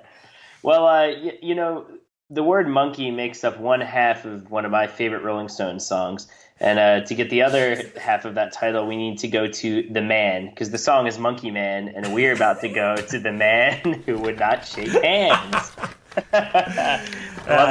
Dan, Organic Transitions Caffrey. Yeah, Rockin' Randall's way better at pulling these kind of things off than I am. But The Man Who Would Not Shake Hands is originally published in Shadows 4, edited by Charles L. Grant, a 1982 horror anthology. Although we do go back to a familiar site. We go back to the club, the storytelling club that we first saw in The Breathing Method, which I actually think is the weakest parts of both of those stories. I hate this fucking club. I hate how it gives us a story within. What? Oh, How like- dare you? Well, because it's like It's not that interesting to me. Like, just a bunch of old guys sitting around telling stories, and I hate I'm like, okay, we got to go like the story within the story within the story. It just go after we just read or talked about the goddamn monkey. Oh, it's making my head spin. Matt, but you like the club though, don't you? I love the club. I think I do agree with you though. I think the club idea lends itself to like an anthology, television series or something. Totally, yeah. Like a Tales from the Crypt kind of thing. Like each story starts with someone telling a new story kind of thing, and that you have there's more kind of mystery and intrigue going on in the club that I'm more interested in. Like we get a little bit more background with Stevens in this, where they talk about him being, they say, oh, were you around? It was like 65 years ago, and he's like, no, that was my great grandfather, but he looks exactly like his old great grandfather apparently. So I like that you get a little bit more of the what's going on in the club. This story itself isn't all that brilliant. I mean, when it got to the man who would not shake hands, killing the dog, I just thought, well, why'd you do that? You couldn't have just done anything else with any, or like he seems to have a strange hold over the dog as well to get the dog to come to him to do that.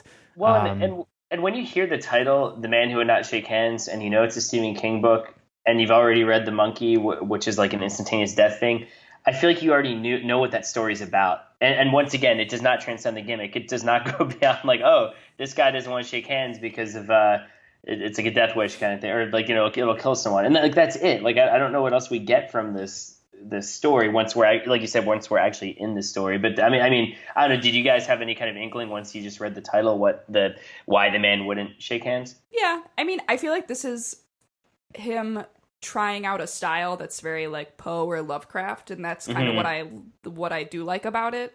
The kind of old schoolness yeah, of it. It's got this. Yeah. It's very like if you just read it and he's like, well, gentlemen, I have this peculiarity. I will indulge in your game of chance, but please do not lay a finger on my person. And it's just kind of fun to read. So I think it is just kind of like dumb at the end of the day, but reading it was like an okay experience for me because of that stylized element. It's short enough. It's a little ditty, like I guess it felt like an anecdote more than a story to me, I guess. But yeah, I dug it. I dug it a lot more than I think everybody else, but I didn't think that was going to be the reason. So when it was, I was just kind of like, okay.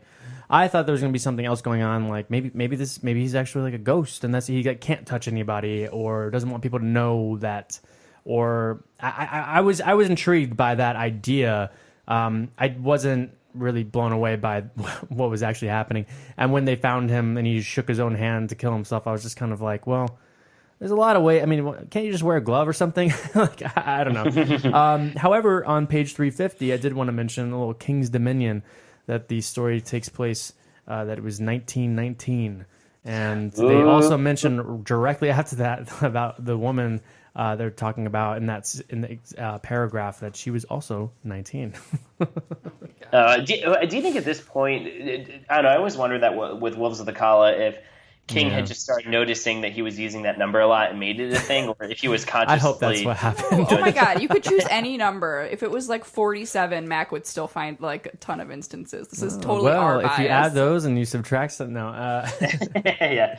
No, I think this is hokey and harmless, and that's all I have to say. It's fine, it's a fine story, I guess. Do you guys think we'll ever see a reappearance of that club in a later King work again?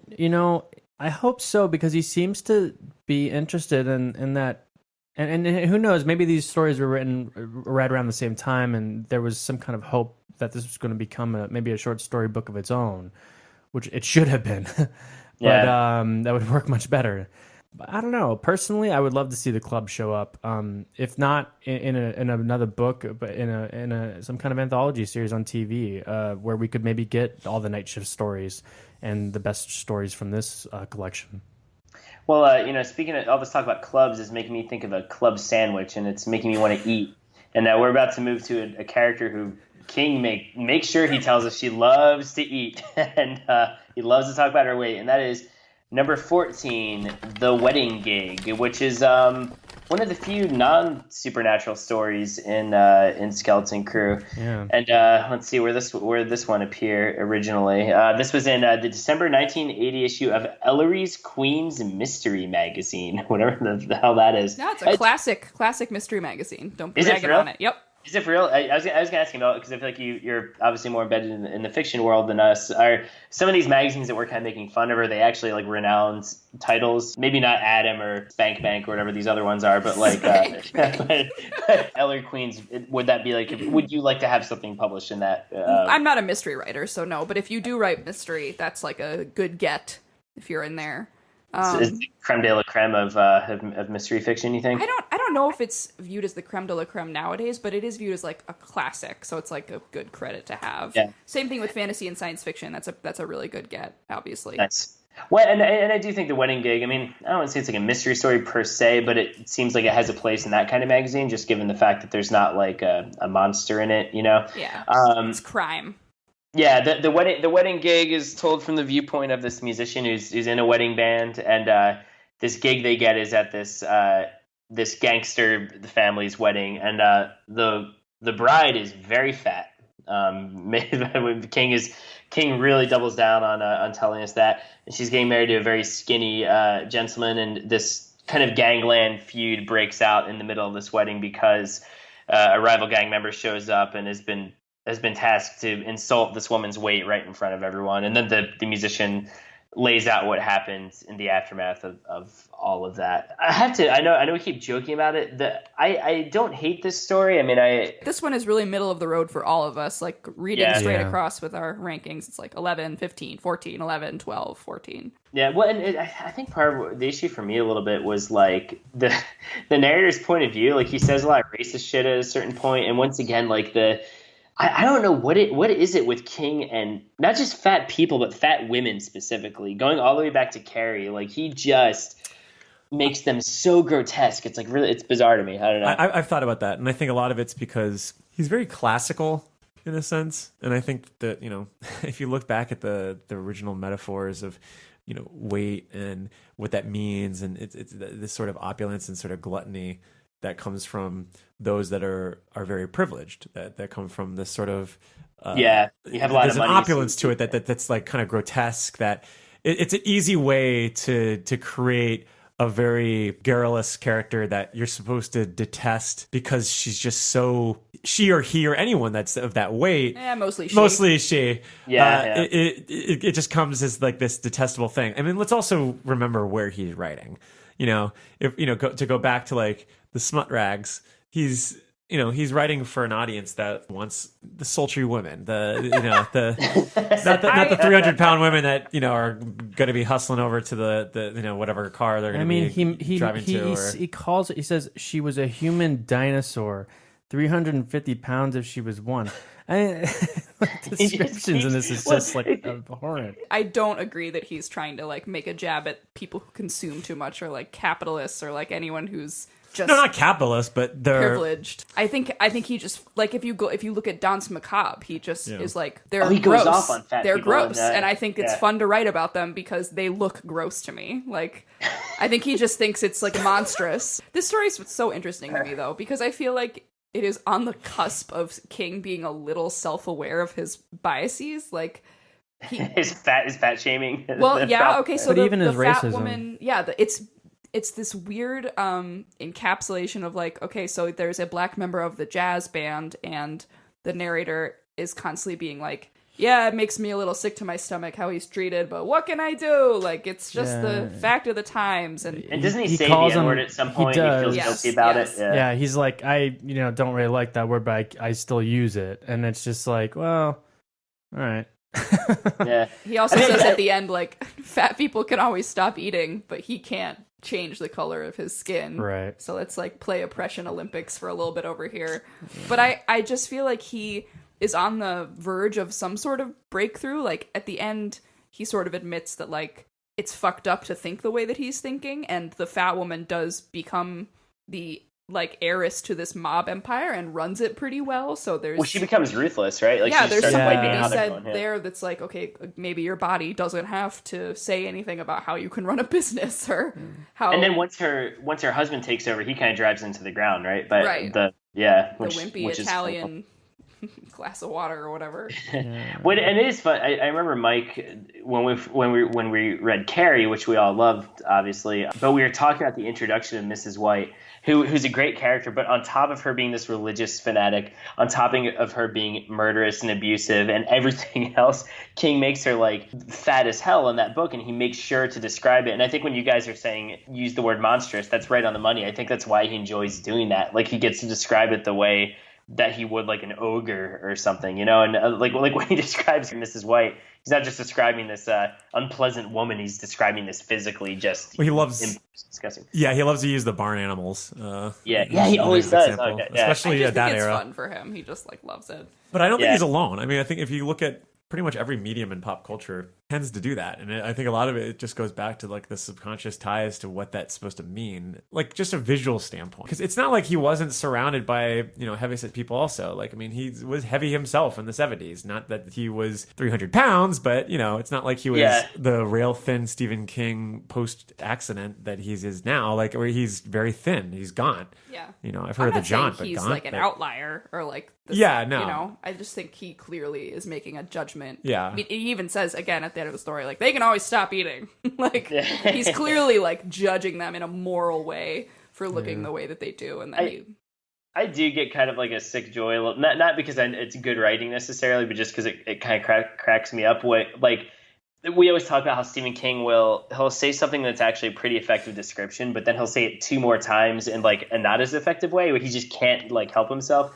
It always reminds me of of Watson in The Shining. Like he just keeps going on about this woman, like, oh, this whore, she's got red hair and holy shit, she's such a slut and blah blah. You just can't. It's just like verbal diarrhea. And so I think whatever, like, it's almost like pound cake at this point for me. Like when that happens in the story, like I'm like, oh Stevie, up to your old habits again. But I think it really does matter about the context too. Like even like this, I mean, obviously Ellery Queen's mystery magazine isn't a smut magazine, but at the same time, it's mystery, and mystery is so steeped in these like spider women that are just like these gorgeous femme fatales that come from the shadows, and there's like a lot of mystery and intrigue to them, and it could be lies, deception, or sex, and like you're not going to get that with a very like opulent fat woman, like, or a fat person, or you mean usually those characters who are heavy set, and this is coming from someone who grew up as a fat kid. It's very rare in any entertainment or any sort of story that you actually get this like sort of heavy set person. It's in the lead that actually has power. Yeah, exactly. Usually they're like a sidekick or some like, lieutenant or some sort of evil person or something like that. So I just think it's like goes back and like King falling on obvious stereotypes and for the mediums that he's writing for. And then the fact that she does have power at the end is why I'm like, oh, you like have a glimmer of something there, but you just want to talk about how fat she is. I mean, it could be, yeah. I think we're forgetting about an overweight hero that we all know and love, and that's Mr. Bill Hodges from the. No, but that's not even true. No, he's a man though. So and King also makes sure to have him lose weight by the second book. Hey, but, speaking of weight, I there is another heavyset woman that takes place in the following story that we're going to be going into. Right. Oh, that is true. Yeah. Let's boot up that word processor of the gods. And no, it's not the section that we typically go to. It's the actual story. It's the actual the titular story. That comes in at 13. Yeah. Unlucky 13. Unlucky and that 13. was where was Word Processor published? I think that one was in Playboy originally, which is a pretty prestigious kind of thing. Word Processor of the Gods was published in the January 1983 issue of Playboy. This is about 5 months before I was born. How about that? Maybe you got the magazine years later. It is funny to me that we have a whole section named after this story, which I don't hate necessarily, but once again, it like the premise of it just feels a little familiar. I mean, even on Wikipedia, they have a list of stories with similar plot lines, and the idea, of course, is that this guy has a word processor, a typewriter that can whatever he types becomes reality. So if he presses delete, he can delete family members he doesn't like. If he types something new, he can, change history. And it's funny because one of the stories with a similar theme on this is another story by Stephen King, which is Umni's Last Case in Nightmares and Dreamscape. So, I don't hate this story necessarily, but once again, it goes back to the idea of it never gets past the premise itself. I mean, it's kind of creepy that he's able to delete this life he doesn't like and then be really happy with these new details he conjures up, and it kind of has a happy ending in a weird way. Yeah, I thought the ending is really great. See, I didn't. I love it. I love the ending. I think the ending that's a little bit of the saving grace for me, because I'm like, oh, cool. It's kind of creepy to have this guy actually be happy, but then when you think about what he's done, it's pretty fucked up. Yeah, no, it's really all fucked messed up. I don't need morals in some pulpy stories though. He's not a good guy. Clearly, it kind of is a weird character turn, and halfway through when he starts debating whether he's going to, delete his child, and then obviously his child his wife. sucks. But his child does suck. His child's a jerk. But here's one. How about this? How about you just say, my brother was actually a really well-adjusted human being who is a good husband and father to his, wife, and then do the same thing for his own family. Say my wife was actually really adjusted. My son actually wasn't a jerk, and he was a really stand-up citizen. You didn't have to totally delete them and steal your dead brother's family. I think he clearly had a link to John, who's the kid who builds this supercomputer with a bunch of erector set things or whatever that King tries to do the logic. And he loved the wife. Yeah. It's almost like the movie Mr. Destiny with our boy Jim Belushi. This is the inverse of Milkman number 2, where your life is going nowhere and you are a fucking scrub. Which is but why what if I could take it all back? Which is so perfect for Playboy. This actually adds even more context to this story for me, because at the time I was reading this, I was like, man, this is such fantastical storytelling for any older men. Yeah. And it's so perfect for Playboy. And now that I know that's in Playboy, I would have rated this at number 10 on my rating. God. Because I actually know Justin and I are the highest on this. Do you think that the guy reading Playboy... Mac, you were high on this too. Wait, I was too? Or not? No, Mac actually, who's being critical here of the ending, you actually had the highest ranking on all of us. You're saying this guy is a good guy and you were happy with what he did. I said he was a bad guy. I'm happy with what happens for him, though. I like the story and I like the way it's written, but I do think there's probably another way out. No, I think you're supposed to think this guy is great and making the right decisions. Could be. Because I think he's demonizing the fat wife and the lazy son. I think it's supposed to be this stupid fairy tale, and you're supposed to be totally on the guy's side. Yeah. Do you think whoever some old guy reading this, he's just gotten done with pleasuring himself to Miss December or whoever, or no, I guess Miss January, whenever this is written. Do you think he read this story like Mike said and was like, oh man, I wish I could do that to my wife? Yes, it's an escapist fantasy. Totally, yeah, absolutely. I'm sure the editor of Playboy was just like, oh, Steven, you've given us the creme de la creme. Steven, do you wish sometimes Tabby could be? And then he's like, whoa, why don't you chill it there, buddy? And then they get. Oh my God. They get an argument. He's like, I'm going to take this to Redbook for you making fun of my wife. God damn you. Sorry, what were you going to say, Mel? I will say that I also watched the Tales from the Dark Side adaptation. Yeah, me too. That would be episode 8 of season 1. It's so bad. It's pretty bad. It's so bad. Yeah. Bruce Davison, who we all know as Senator Kelly from the X-Men movie. Oh, nice. And I don't think he does a bad job. I think he's kind of actually probably perfect person to be in that, but it's not very well adapted. Whereas I feel like they talk about it in the story, they really go overboard with how kind of slovenly and shitty his wife is, and his son's just playing guitar in the other room the entire time. And hilarious parody. She's so bad. She comes back from bingo, and the husband's like, "It's my birthday." She didn't remember his birthday. It's nighttime, and she's like, "Oh, why don't you wish for some money?" And she goes upstairs. It's so bad. My favorite part though is that the boy who plays John, the dead boy, shows up a couple times in these weird memory dreams and the kid is so creepy and weird, and it almost seems like he's into Bruce Davison's character. You're like, what is going on here? And at the very end, my favorite moment is the boy shows up and he's like, oh, what are you doing down here? And And he's like, talking to Bruce Davison's character. And then he's like, well, Mom has cocoa waiting for you upstairs if you want some. And he's like, I do. And then it pans over. And weirdly, as the credits roll, they just stay on this shot of the wife, Belinda, standing there with Coco. And she doesn't say anything. She's beautiful. But she's beautiful. Like white light behind her. Yeah, it's like this really weird cut. You're just like, what is going on? Hey, if you want to talk about Pound Cake, this has some of the greatest moments of Pound Cake in terms of just like, in terms of what he likes to fetishize, like the heavyset women. Here's on page 343. I'm going to go through some sections of what happens to Lena when they get rid of Little Richard. Not Little Richard, dude. He gets rid of Seth, which is such a great name for like a bastard kid. Yeah. Hey, shut up, Seth. Anyway, on page 343, Lena was fatter. That's it. This is after he deletes Seth. That's where he deletes Seth. And this is what happens to Lena. He had sent a woman off to a bingo who weighed 180 pounds or so. The woman who came back and weighed at least 300 pounds, perhaps more. She had to twist slightly sideways to get in through the back door. Ew. Elephantine hips and thighs rippled in tidal motions beneath polyester slacks the color of overripe green olives. Her skin, merely sallow 3 hours ago, was now sickly and pale. Although he was no doctor, Richard thought he... thought he could that line in there. He was a doctor. Although he was no doctor, Richard thought he cold read serious liver damage or incipient heart disease in that skin. Her heavy-lidded eyes regarded. See, part of me felt like when he keeps going. See, when I was reading it, never stopped. Hold on, wait. So when I was reading this originally, though, I thought that as he was doing these things, like. It didn't mean that life was going to get better. It was just, it served him a worse situation, or a situation that wasn't ideal for him. Yeah. But then it doesn't really go that way. Well, because he talks about how he already complains about Lena, beforehand. So then Lena becomes even worse. Because if you think that's the worst, if you think heavy-lidded eyes and thighs that rippled and having to turn slightly sideways is bad, then you just wait until she comes in and she has a little snack. She came back. She came back from Thanksgiving bingo, and where she won a huge turkey. Lena had taken the jar of Reese's peanut butter cups from the cupboard and was eating them methodically, one after the other.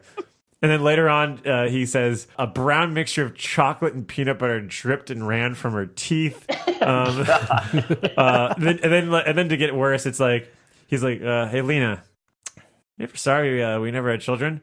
She looked at him as if he had gone utterly crazy. "What in the name of God would I want a rug monkey for?" she asked. She shoved the jar of peanut butter cups, now reduced by half. I love that he noted how much she's taken out of the jar, back into the cupboard. "I'm going to bed. Are you coming, or are you going back out there and moon over your typewriter some more?" And then I love the later on, like, this is very thinner to me, very Bachman. On page 345, she's like, "We still owe the optometrist for my reading glasses, and we're a payment behind on the Betamax." Great. "Why don't you make us some goddamn money?" "Well," Richard said, "I don't know, Lena, but I've got some good ideas tonight. I really do." You fat bitch. It's just it's so over the top that I have to love this story because he just knows who he's writing to. That makes you love the story? It does make me love the story. It's shameless. It's shameless, and he knows exactly the audience he's writing to, which is one of the most strongest traits you could have as a writer. I didn't learn a lot in my creative writing classes, clearly, because I'm not a writer, but knowing how to write to your audiences is easily the most effective and most powerful tool you could have as a writer, and King is so good at doing that. This short story is living proof of it. Like, this is like lit erotica for like all the Playboy for judgy men. For yes, men. Exactly though. Like, but he does King's it so well. King's always saying that he doesn't write for an audience. He only writes for himself, and his ideas are separate from him. Absolute BS, because this short story is totally for that. It's for him and for his sick pleasure that he takes in writing about elephantine thighs. It can be both. I think also, and that was part of why I hated Men Who Would Not Shake Hands so much, is because there's no fat women. Wait, what do you say? There's no fat women in it.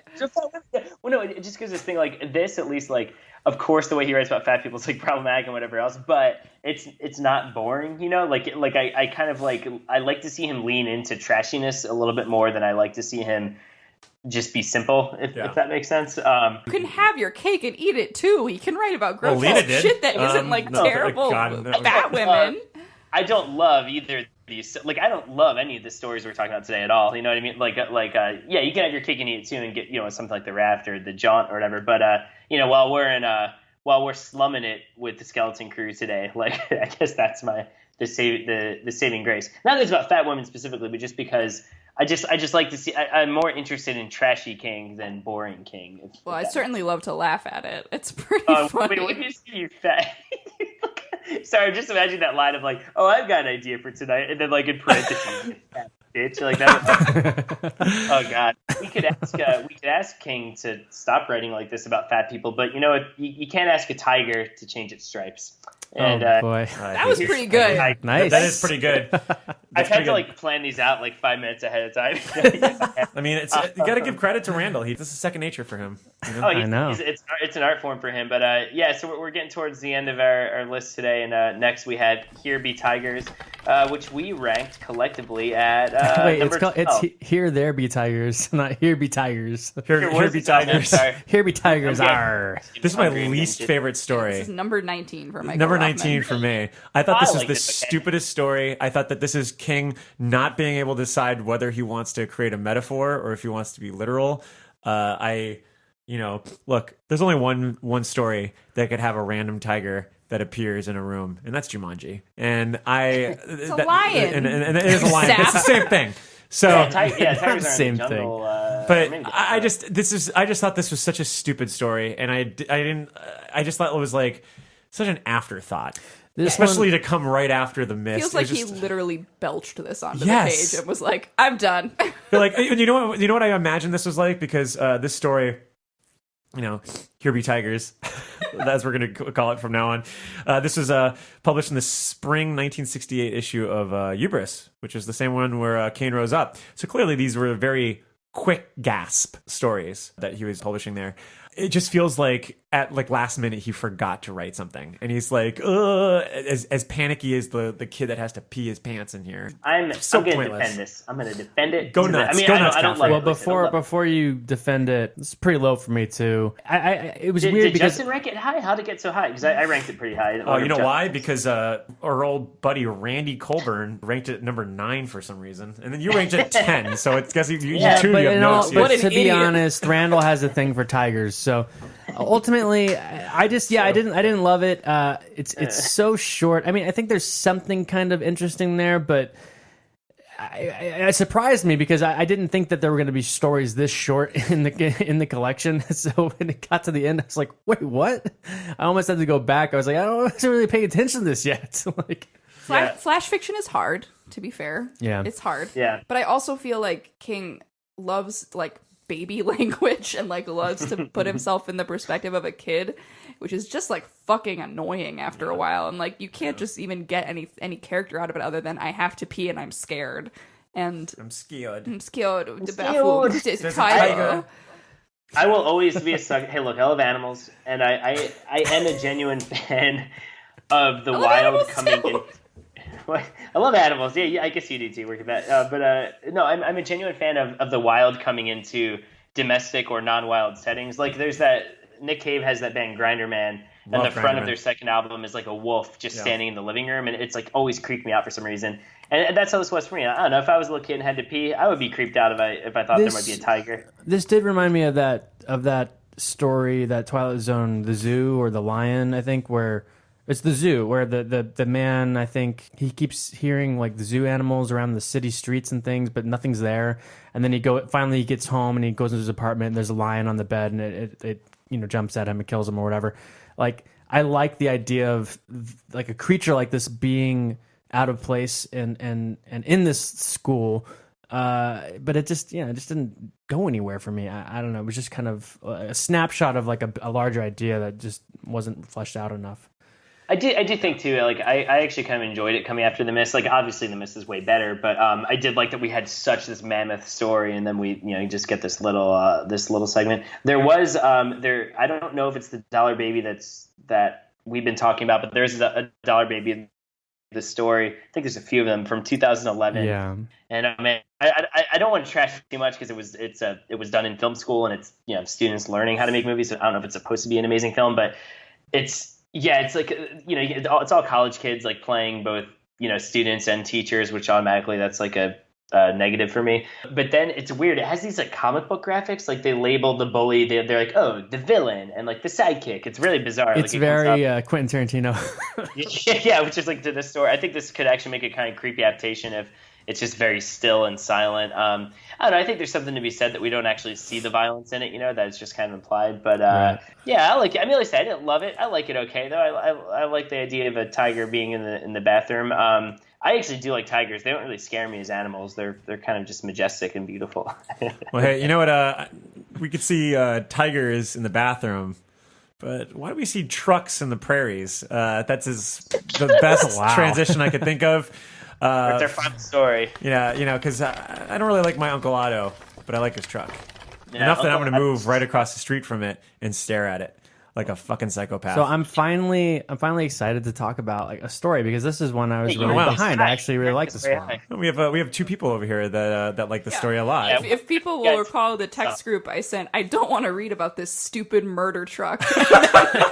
And then I ended up ranking it the highest out of everyone because I Yeah. actually really liked the story. Yeah. Well, why don't you lead this one? Yeah, Because you this is guys- our last story for this episode. This clocks in at number Victoriously starts number so 11. positive. This is And this 11. was originally in Yankee. Is that it? That better be a porn magazine for a yank in it, but no, it's not. It's just a You a yank literary and I'll be magazine. the Yankee. Yeah, yeah, if you're a yanker, yeah, Yankee. Yeah, why did you guys somewhat like Uncle Otto's truck?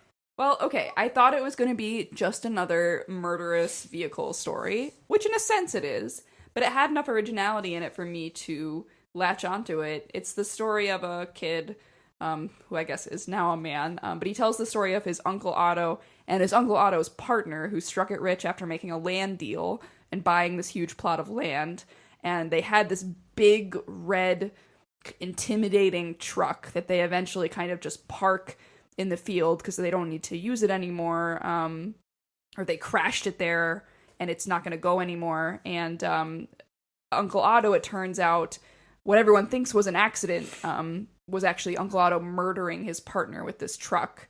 He kind of like pushed it onto his partner and killed him. And Uncle Otto then becomes crazier and crazier and moves into the house that he built as a schoolhouse, but the town was like, we don't need a fucking schoolhouse. I loved This that. is not like yeah. the 19th century. So Uncle Otto moves into that house and becomes obsessed with the truck and is watching it and is saying it's moving closer every day. And eventually the narrator finds Uncle Otto dead, presumably killed by the truck somehow because he's full of oil. Which Which I don't know. was cool. I liked. We talked about this this morning over We breakfast. agreed. We agreed that the oil was pretty Well, cool. it's also Yeah. it's like infused in his body. It's not just in his stomach and his lungs. It's When I like love the idea part of him. like the truck getting closer, like you don't see it's like the hedge animals in The Shining, like you don't see it move, but every time you look back at it, it's getting closer. Well, yeah, yeah. that was very creepy. I think so. For me, I really like the story a lot. It reminded me a lot of kind of like a story that you'd find in the Wind Through the Keyhole. Like it was that kind of I don't know, almost like a weird fairy tale. And there is some King's Dominion here because it takes place in Castle Rock, and that the grandfather, I believe, settled also in Derry. yes, they mentioned Derry. Yeah. Which was really interesting because I believe it's during one of the original incidents. Now, granted, he hadn't written it yet. And the lumber But- industry and all that stuff. You think the truck is Pennywise? No, I don't know. no.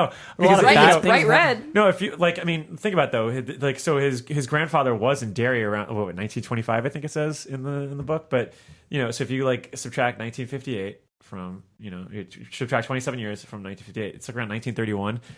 So he's living around that area when all that stuff is happening. I think Yeah.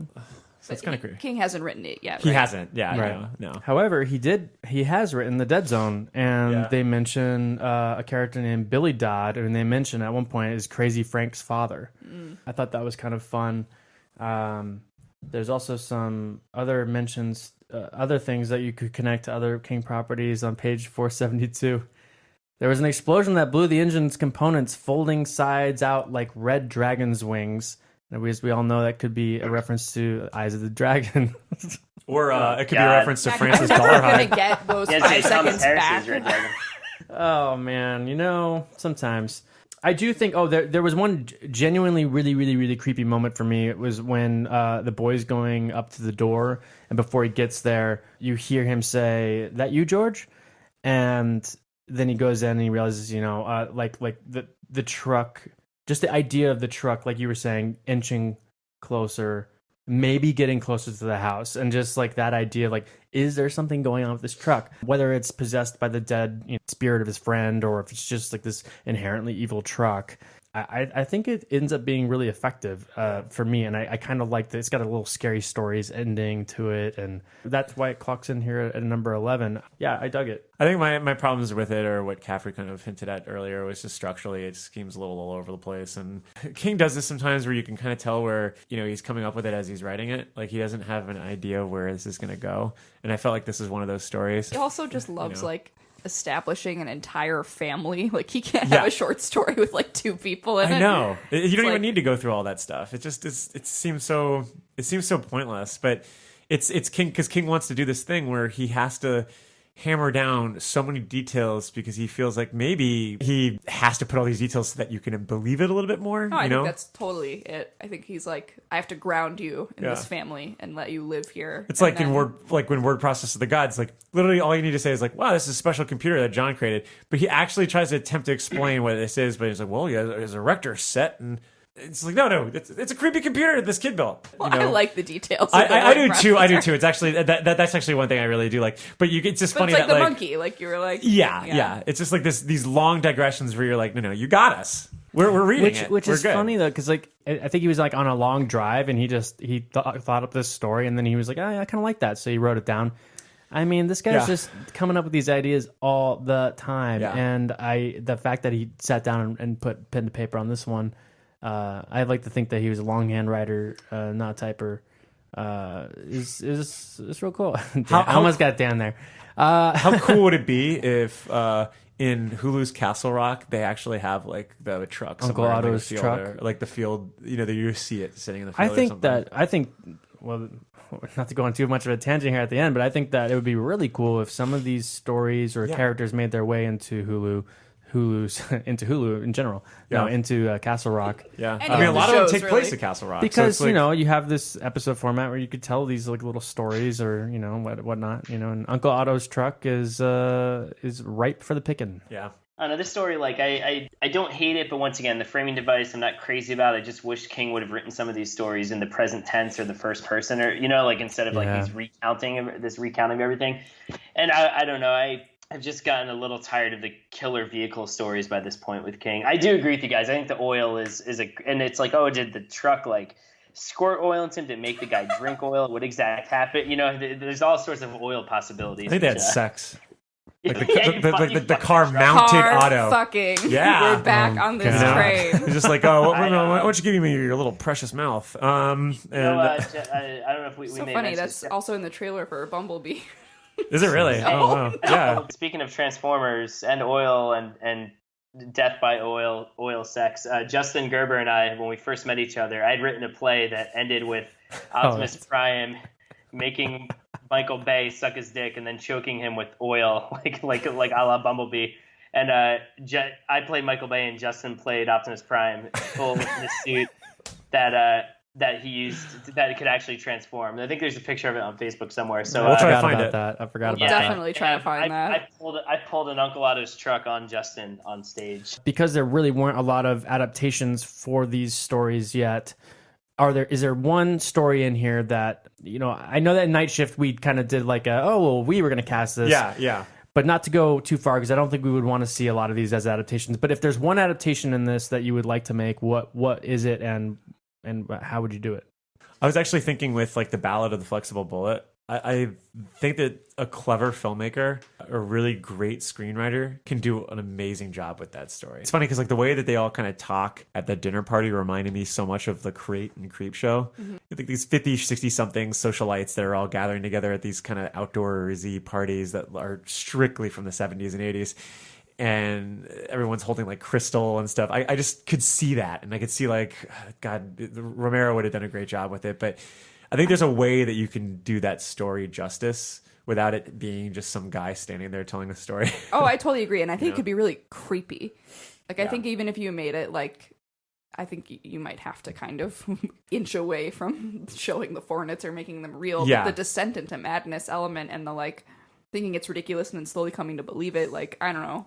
Yeah. Fincher could do it. Oh, absolutely. Yeah. I wouldn't mind seeing Terrence Winter or someone take on The Wedding Gig and just really make it like a cool gangster story. I Yeah. feel like that Yeah. could maybe you could even do a King anthology with, because I feel like he has a lot of gangster short stories now that aren't necessarily supernatural. If you did this one and the John Dillinger one, you get someone like Terrence Winter or our boy Marty Scorsese, The Helmet. I think that could actually be pretty decent.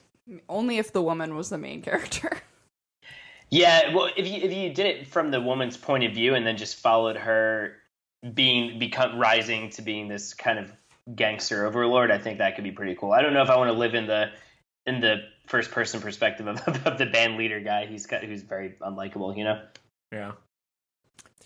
I'd like to see Uncle Otto's truck actually Oh. coming off the heels of that. Actually, I think that would make for a cool story because you don't ever have to actually see the truck do anything. It could all be very suggested. I would want to see Uncle Otto and the truck fuck. If we're getting that. Yeah, this is going to be on Cinemax. Uncle Middle of Otto's the night fuck. with Ian McShane as Uncle Otto and Timothy Chalamet as the kid. Why don't you just bring in the little truck from Cars? I take back my suggestion. You know, with like its We're, little toothy grin and everything. We're saving overall rankings for the ones we're done. Yeah. All right. So here's the deal. We just did the first half. That was 19 to 11. Mm-hmm. And then next week, we're going to be going into the top 10. Now, if you just use your powers of deduction, you can figure out what those 10 stories will be by just seeing which ones we've already covered. But you don't know how they're going to be organized and in what order. So that makes next week quite an exciting episode. And we're going to go into it sometime, I don't know, over the next few days. We got to figure it out. That's not for you to worry about. But you're going to get it. And we're going to finally walk away from this Skeleton Crew and into a very exciting summer. Does anyone else have any things that they want to share? Any things that they might have left unsaid with this first half of the Skeleton Crew? Because not everyone in this crew is going to be in the second crew. That's true. Yeah, I will not be there. For Yeah. Give us a spoiler-free any thoughts you have. When I was saying past, I've got to do the Talisman, which I didn't like. I get to do this, which I didn't like that much. Christine was not my favorite, so I need to get on it or some. Well, you will be on it. I need to get on some top tier King eventually. It wasn't my choice yet. Soon enough. Well, that about does her, as they say up in Maine. We'll be back next week, as I said, with the top 10. Until then, long days and pleasant nights. All right. See y'all later. I almost said you fat bitch. I'm keeping that in. Keeping it in. I got some hot friends. God, I got some hot friends. I got some hot friends. God, I got some hot friends. But you know you want somebody to treat you good. But it's hard.